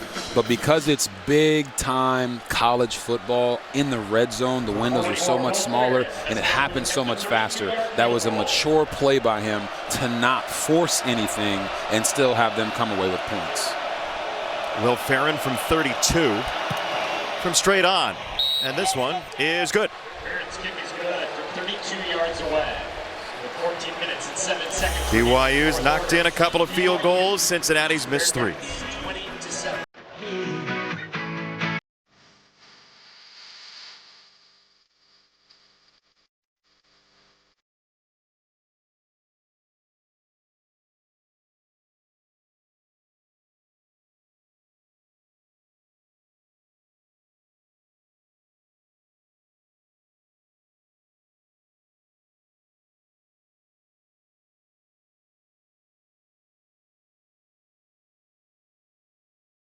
Duty to a whole new level, doing right by our clients in all aspects of our business. Do you make commissions selling products? Well, yes. And Fisher? We don't sell any commission-based products because as a fiduciary, we believe that's a conflict of interest. And how do your fees work? Let me explain. And Fisher? We have a transparent fee structured so we do better when you do better. At Fisher Investments, we're clearly different. Old Spice Gentleman's Super Hydration Body Wash. Vanilla and shea. 24/7 moisturization with vitamin B3. Are you using all the Old Spice? Oops. If you keep making that face, it's going to stay like that. I'm trying to get my own car insurance. USAA. Grandpa was in the military. He shared membership with your mom so she could share with you. Easy. USAA. Check if you're eligible today. I'm pretty loyal. I start every warm-up with a pass from the same guy. And I shoot from the same spot. What's up, Steph? What's up, Curtis? Every time. So you can imagine how good something's got to be to get me to switch. Can't beat it, can't beat it, can't beat it, come on. I stand alone with fire inside, with passion burning in my veins. Hold up. Domino's medium specialty pizzas are just $9.99 when I mix and match? I figured premium pizzas, premium prices. But what do I know? Clearly not as much as Domino's. So my fridge broke. What do I do now? Lowe's. If you find a lower price on the same item, they'll match it with their lowest price guarantee. And they do next day delivery on hundreds of appliances. Lowe's helps you get more holiday for less. Ohio State beats everybody except Michigan.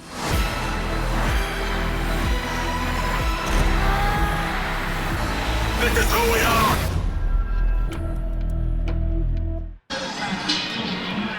A lengthy review in progress. The call on the field was that Cyrus Allen was down.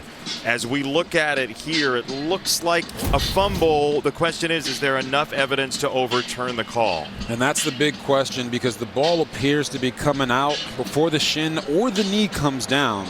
But we'll see what they say. Mike Pereira, what do you have? You know, it's a really interesting play, and you guys were all over it. Nothing puts him down until the shin gets to the ground. And when the shin gets to the ground, it feels like to us that it's out of his hand. It's still against his arm, but the hand's off the tip of the ball. So I think it's just a matter of where the replay center feels that it's enough to overturn it. I sure feel like it's coming loose. Certainly looks like it. Mike, thank you for the breakdown there. If the shin is down, he is down, but you see it hovers there for a second as Beasley makes the tackle and kind of corkscrews him around. Yep. This is taking quite a while, and the question is, if it's taken this long, it might be where you're going to put the football. Correct. Because BYU in the ensuing action recovered the fumble. Glasgow ran away with it. Here's the call. Review, the ball was fumbled and recovered by the defense. First down BYU at the 22-yard line. It's an outstanding play by Beasley, and then Glasgow to play through it to make sure you have the clear recovery afterward. And this is why coaches always say, if you're a defensive guy, if the ball is on the ground, pick it up. Because moments like this happen. You don't know if he's completely down or if it was a fumble. But if you see a football in front of you, pick it up immediately so that they can say there was a clear, immediate recover of that fumble, and your team now gets the ball. Great coaching on BYU side, great awareness by Glasgow, and so impressed with Beasley because he didn't just make the tackle. He dove underneath the offensive line to go make that play. All around, everything is working for BYU right now. And you saw down at the bottom of the screen what BYU does when they create multiple turnovers. L.J. Martin into space in the Cincinnati Knight. It's a first down across the 40. He is so tough late in games. Give him 21. Yeah, and you were talking about this safety in the middle of the field. I want you to watch the running back, Navahine, get up there and make the block on peak to give L.J. Martin an opportunity to continue to push this rock down the field. Goes for the stiff arm, just misses it, and it trips him up right there. The big-time run he is starting to wear more and more on this Bearcat defense, just like we said he is known to do this entire season to every defense that they face. And he's doing it still with not a completely healthy shoulder, as we have a flag coming in. And no, timeout first. Timeout, BYU. BYU. Cougars will have 2 left. Cincinnati has 3 remaining. We're inside of 10 minutes. BYU by 13. Viliami Pouha with the stop. Viliami Pouha, what an epic name that is. But Sorsby, if he can just get his feet up through the traffic, he might still be running for another 10 to 15 yards.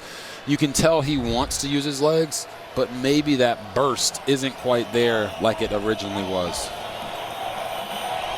We saw him take a big hit last week. He was limping at the tail end of that Arizona game. 4-man rush. He'll clear the pocket, and Sorsby on the run. He just gets pulled down by the turf monster. And it'll be 3rd down and 5. And again, sometimes when you are a little dinged up, a little banged up, the body doesn't quite respond the way that you want it to respond. He's used to making that cut and continuing to run down the field like nothing happened. But maybe that injury is making his receptors in his brain not quite pick up those toes like you want them to. They'll go 5 wide here, 4 up top. Sorsby has to hurry. He gets it off, and he's got the first down to Noah Jennings, who breaks a tackle and then finally gets spun down just short of midfield.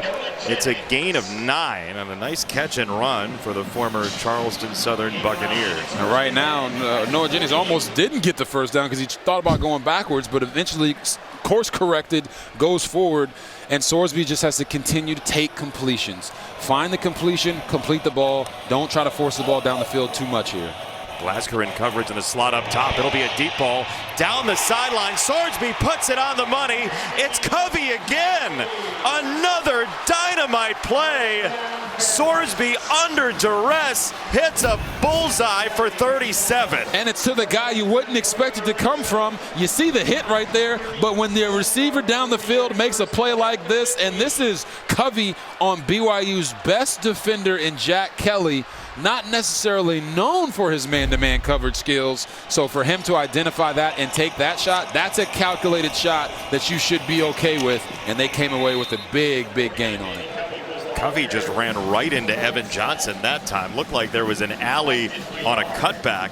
It's 2nd down and long. Cincinnati, 3 timeouts, 2-score game. They've got to win 2 and get help to get into the Big 12 title game.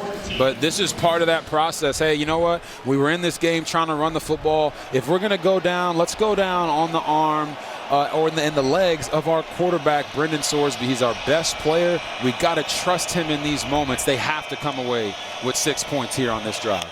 He just sent Allen up top in those wide splits. Pitch it high into the end zone. That was not catchable. It's incomplete for Jennings. Cabella on the coverage, but he flared it too far out wide. No pass interference. Yeah, and this is what I was talking about with all the arm angles. You're going to see this go ball here. He saves him space on the sideline, but because he kind of throws this one going away, it affects his accuracy and the ball starts to slide on him out of bounds, and he still almost makes that play. Now, if that is a playable football, there might be a marker coming in. Correct. On that. Yeah, I mean, the DB was all over him and got there before, was holding him before the ball got there, but because it was so far out of bounds, I believe that's why the ref didn't throw the flag. There's the substitution again, and the snap came, but there's a marker in first. I believe it's going to be a delay of game unless they say offsides on the substitution, but BYU has the opportunity to substitute. Cincinnati is bringing this upon itself. Offense, number 74.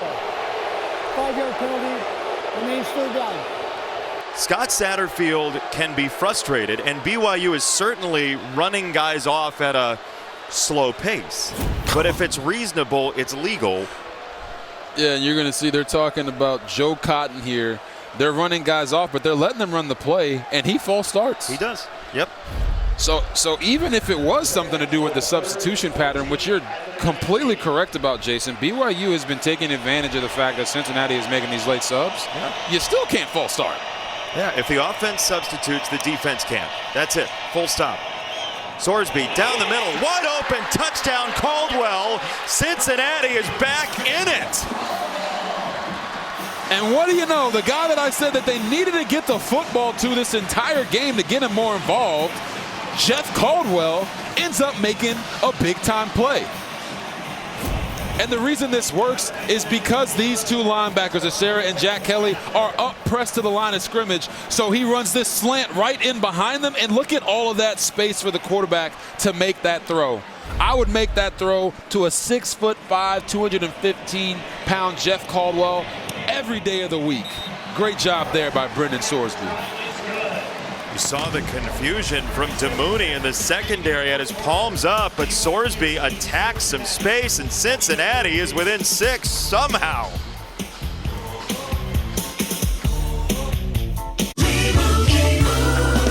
And Doug. Imagine if we could tell everyone here that Liberty Mutual customizes car insurance to save people hundreds. Leave him! It's a mascot! Oh, what's this? A fan has run out onto the field and he's not wearing pants. Do birds need pants? Only pay for what you need. Liberty, liberty, liberty, liberty. Your mental health is better.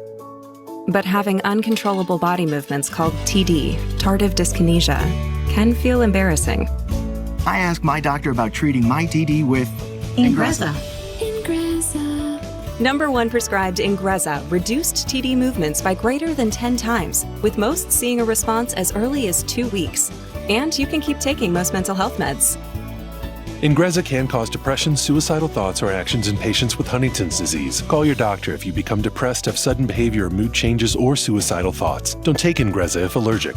Serious side effects may include allergic reactions like sudden, potentially fatal swelling and hives, sleepiness, the most common side effect, and heart rhythm problems. Know how Ingrezza affects you before operating a car or dangerous machinery. Report fever, stiff muscles, or problems thinking, as these might be life-threatening. Shaking, stiffness, drooling, and trouble with moving or balance may occur. Taking control starts with asking your doctor about Ingrezza. Ingrezza.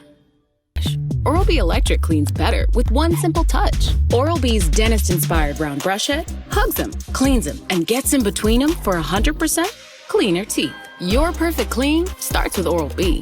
Fox College football is sponsored by Wendy's new chicken tenders and by Capital One. What's in your wallet? Nip at night, as they call it here in Cincinnati, has gotten live in the last 10 minutes or so. Shirts are optional. Scoring was too, but that touchdown drive, 86 yards, and as quick as they needed it to happen. Yeah, the vibes are high right now.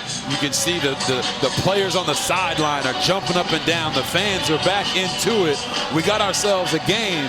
Cincinnati is down 6 with 4 minutes left in the game, and this is where BYU has to say, we can finish. We are a different team this year. Hagan on the return. Trying to find the fringe. He's across the 25 and then dragged down at the 26. So that's where BYU will set up. Bear Bachmeier got hit pretty hard last drive. Alexa downstairs. Yeah, he's coming out on the field with the offense now, but I'll tell you, he rarely shows emotion on the sideline, but he was visibly in pain. They were testing that right shoulder, doing a series of exercises. McKay Hillstead, the backup, was warming up here on the sideline. He still has his headset on, but let's keep a close eye on Bear this drive, guys. 5 throws this year for Hillstead in the reserve role. Bachmeier wants the ball. He'll give it on the first play. It's L.J. Martin again, just steamrolling forward. He ends up with 7 on first down, and Cincinnati, with the 3 timeouts, will have to use them judiciously. That's the worst outcome for the Cincinnati Bearcats defense, is giving up 7 yards on first down.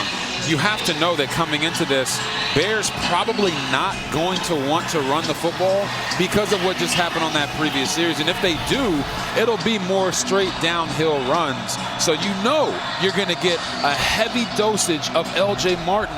And if you're BYU, you should tell him, try to stop it. That's the indication on the first play. And right back there, this time to the right side. And L.J. Martin crawls to set up 3rd down and a half-yard. Remember, they're playing without their regular left guard, Waylon Lapuaho, today. But this run game has been damaging anyway. Yeah, you talk about Sonny Makassini coming in, replacing Lapuaho, and now Martin's hurt. L.J. Martin looks like he is hurt. He was trying to get off the field, but they brought him back in and didn't let him come off the field. We got to pay attention to that to make sure that he's okay. Well, you don't want the stoppage if he goes down, you know what I mean? And that's what the coaching staff was probably telling him on the sideline. So now you've got a choice between a hobbled Bear and a hobbled Martin, and it's Bear Bachmeier on a first down for BYU. Now Cincinnati has 3 timeouts as Crazy Train blares in everyone's fillings here, trying to just liven the place up, get a stop for a defense that has needed it so badly all year. And as you mentioned, Jason, you have a banged-up quarterback. It looked like your running back was a little banged up. You don't know what was it, his shoulder? Was it did he get the wind knocked out of him? But they're still going to have to run the football as they have this double wing set again. It's Martin. He looks okay. L.J. Martin down the sideline, just yoked to peak. He goes to the sideline, and they did drag him out of bounds. It's a gain of 7. The clock will move since we're outside of 2 minutes. and Cincinnati uses its first timeout. So off a gain of 7. Again, you said it and you're dead on. A gain of 7 on first down is a real disaster. You move the sticks again with just a couple timeouts, the game might be over. Our power players, sponsored by Ram Trucks. Nothing stops Ram. LJ Martin over 170 on the ground. I mean, he has been an absolute man-child all day. You saw him right there. 2 Bearcats couldn't take him down. His vision has been extraordinary. He is running on the field as if they're not even there. He doesn't care if they hit him. He's just a matter of just how many guys can I just mess up as I make my way to the end zone. Physical back. I mean, look at that. 173 rushing yards, career high, 44 receiving yards, and a touchdown. Not only is he putting his stamp on this game, but he's letting every single team that they face in the future know you don't just have to deal with Bear Bachmeier. When you play BYU, you got to come through LJ Martin. From the West Texas town of El Paso, LJ Martin. Over 200 from scrimmage today. And now Cincinnati, as they move the clock back to 2:10, they added a couple of seconds here. Cincinnati has got to somehow stymie BYU on an average of 6 yards a carry for LJ Martin tonight. I wouldn't have taken the timeout there on 2nd and 3 if I was Cincinnati. Let it go down to the 2-minute timeout, and maybe they get a first down and you can actually have a real chance. 30 seconds. Timeout, BYU.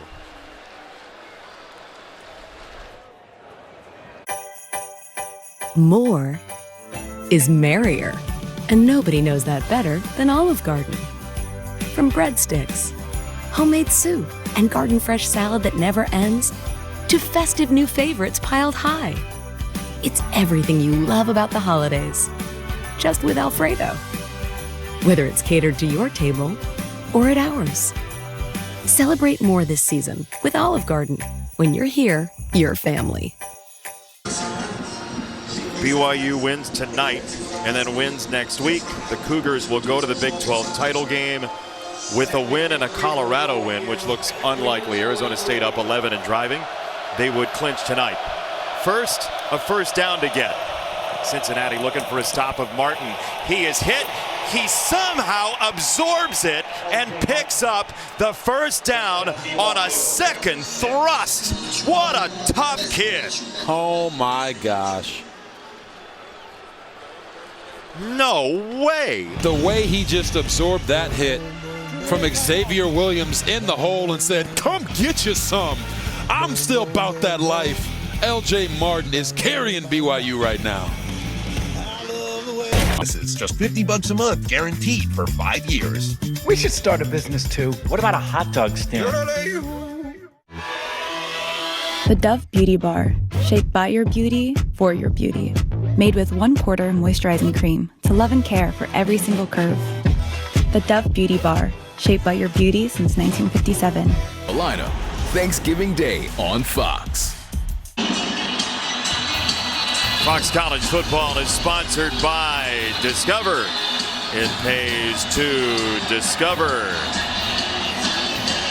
The many moves of Kalani Sitake, which we may see after the game if BYU can finish this.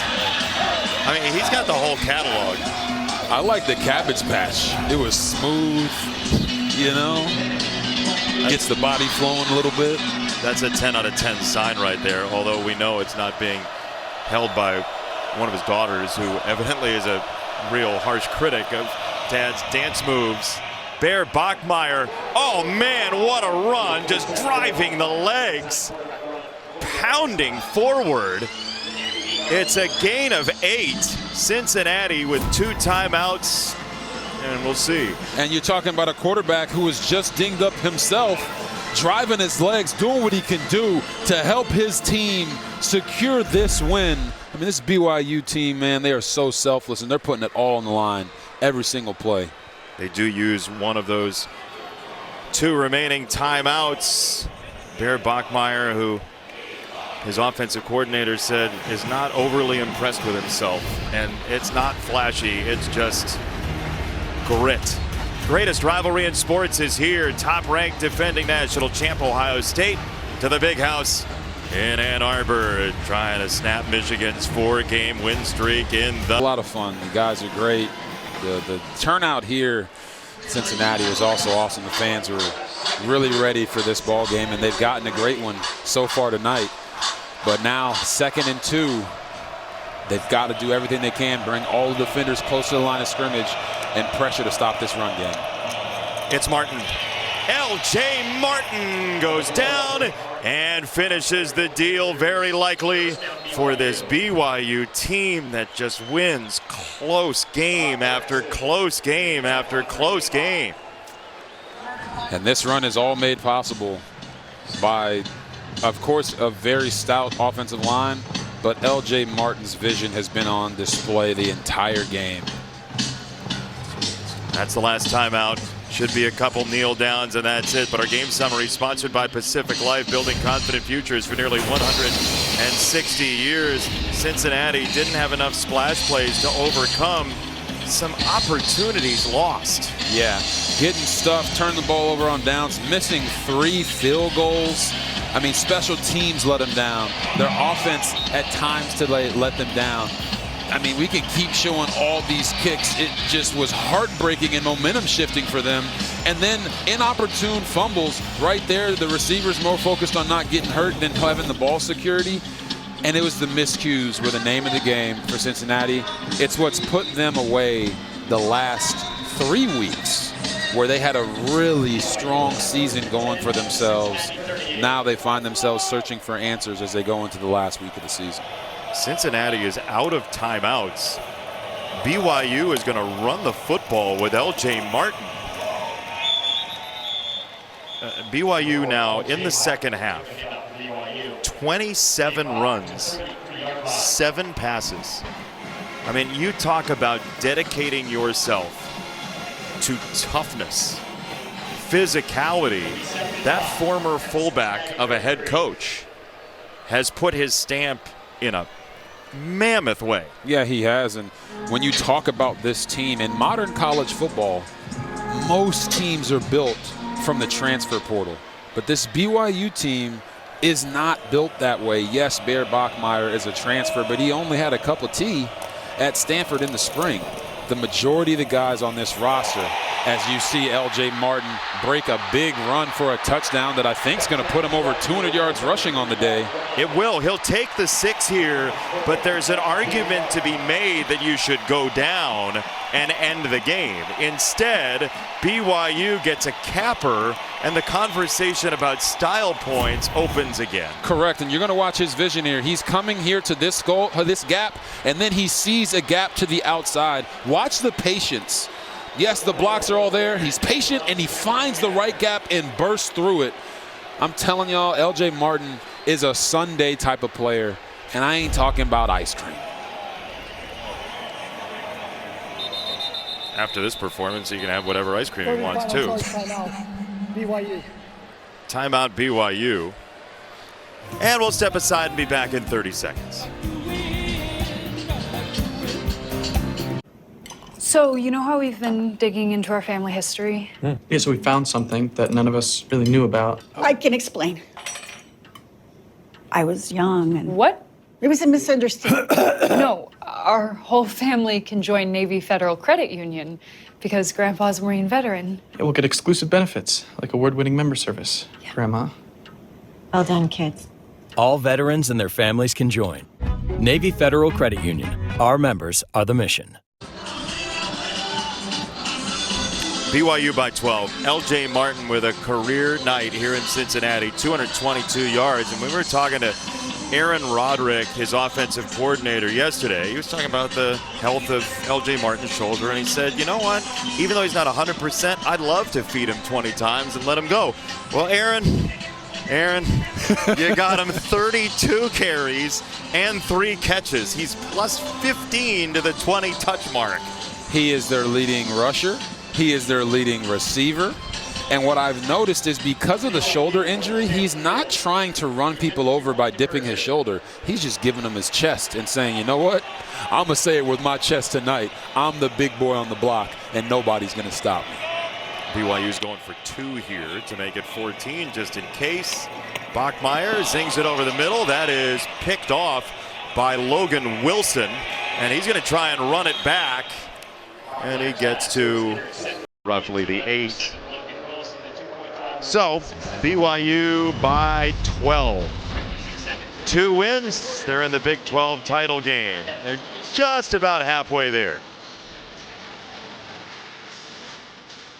Walmart's top brand gifts surprised every last who. Walmart has Tony's? And espresso? Even Apple? Who knew? Ooh la la. Okay, Blazer. 26-14 BYU. Cincinnati continues to struggle in November and December the past couple of years, but BYU 1 game left against UCF in Provo. The hope for BYU is that that would be some version of a crowning of a Big 12 championship game berth. You see the lobbying and marker and poster board for Coach of the Year Kalani Sitake, and there's a very strong argument for that, especially the way the details have, with 56 seconds left, likely won them this game. McDoom on the return, and what's one more penalty marker between friends. And a little jostling over on the sideline, some shoving. Glasgow in the middle of it.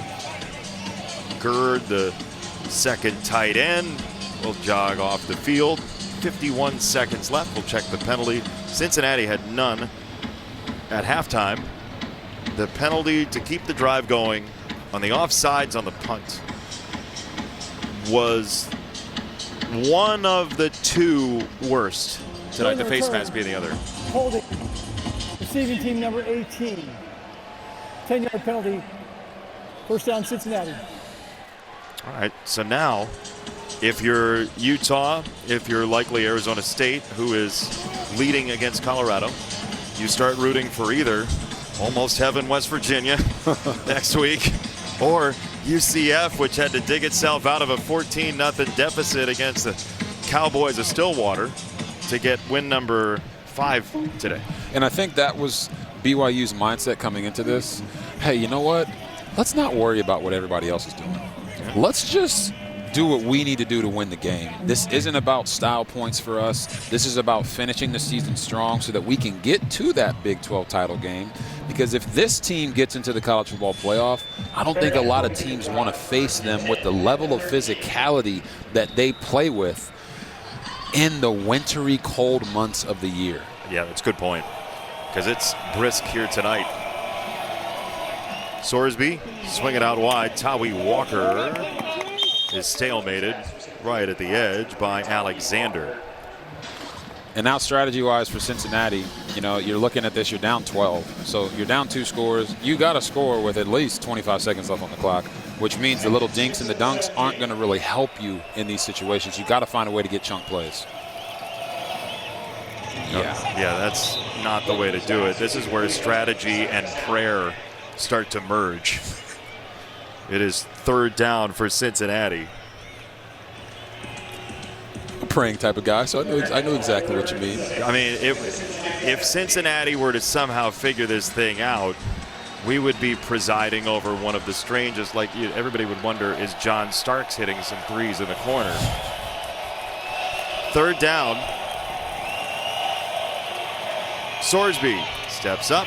He'll drop it off. It is Walker again. And it is a 1st down. 32 seconds to go. BYU is the story here. They're up 26-14. This is a team that lost a couple of games. Kansas at Arizona State, tail end of the season last year.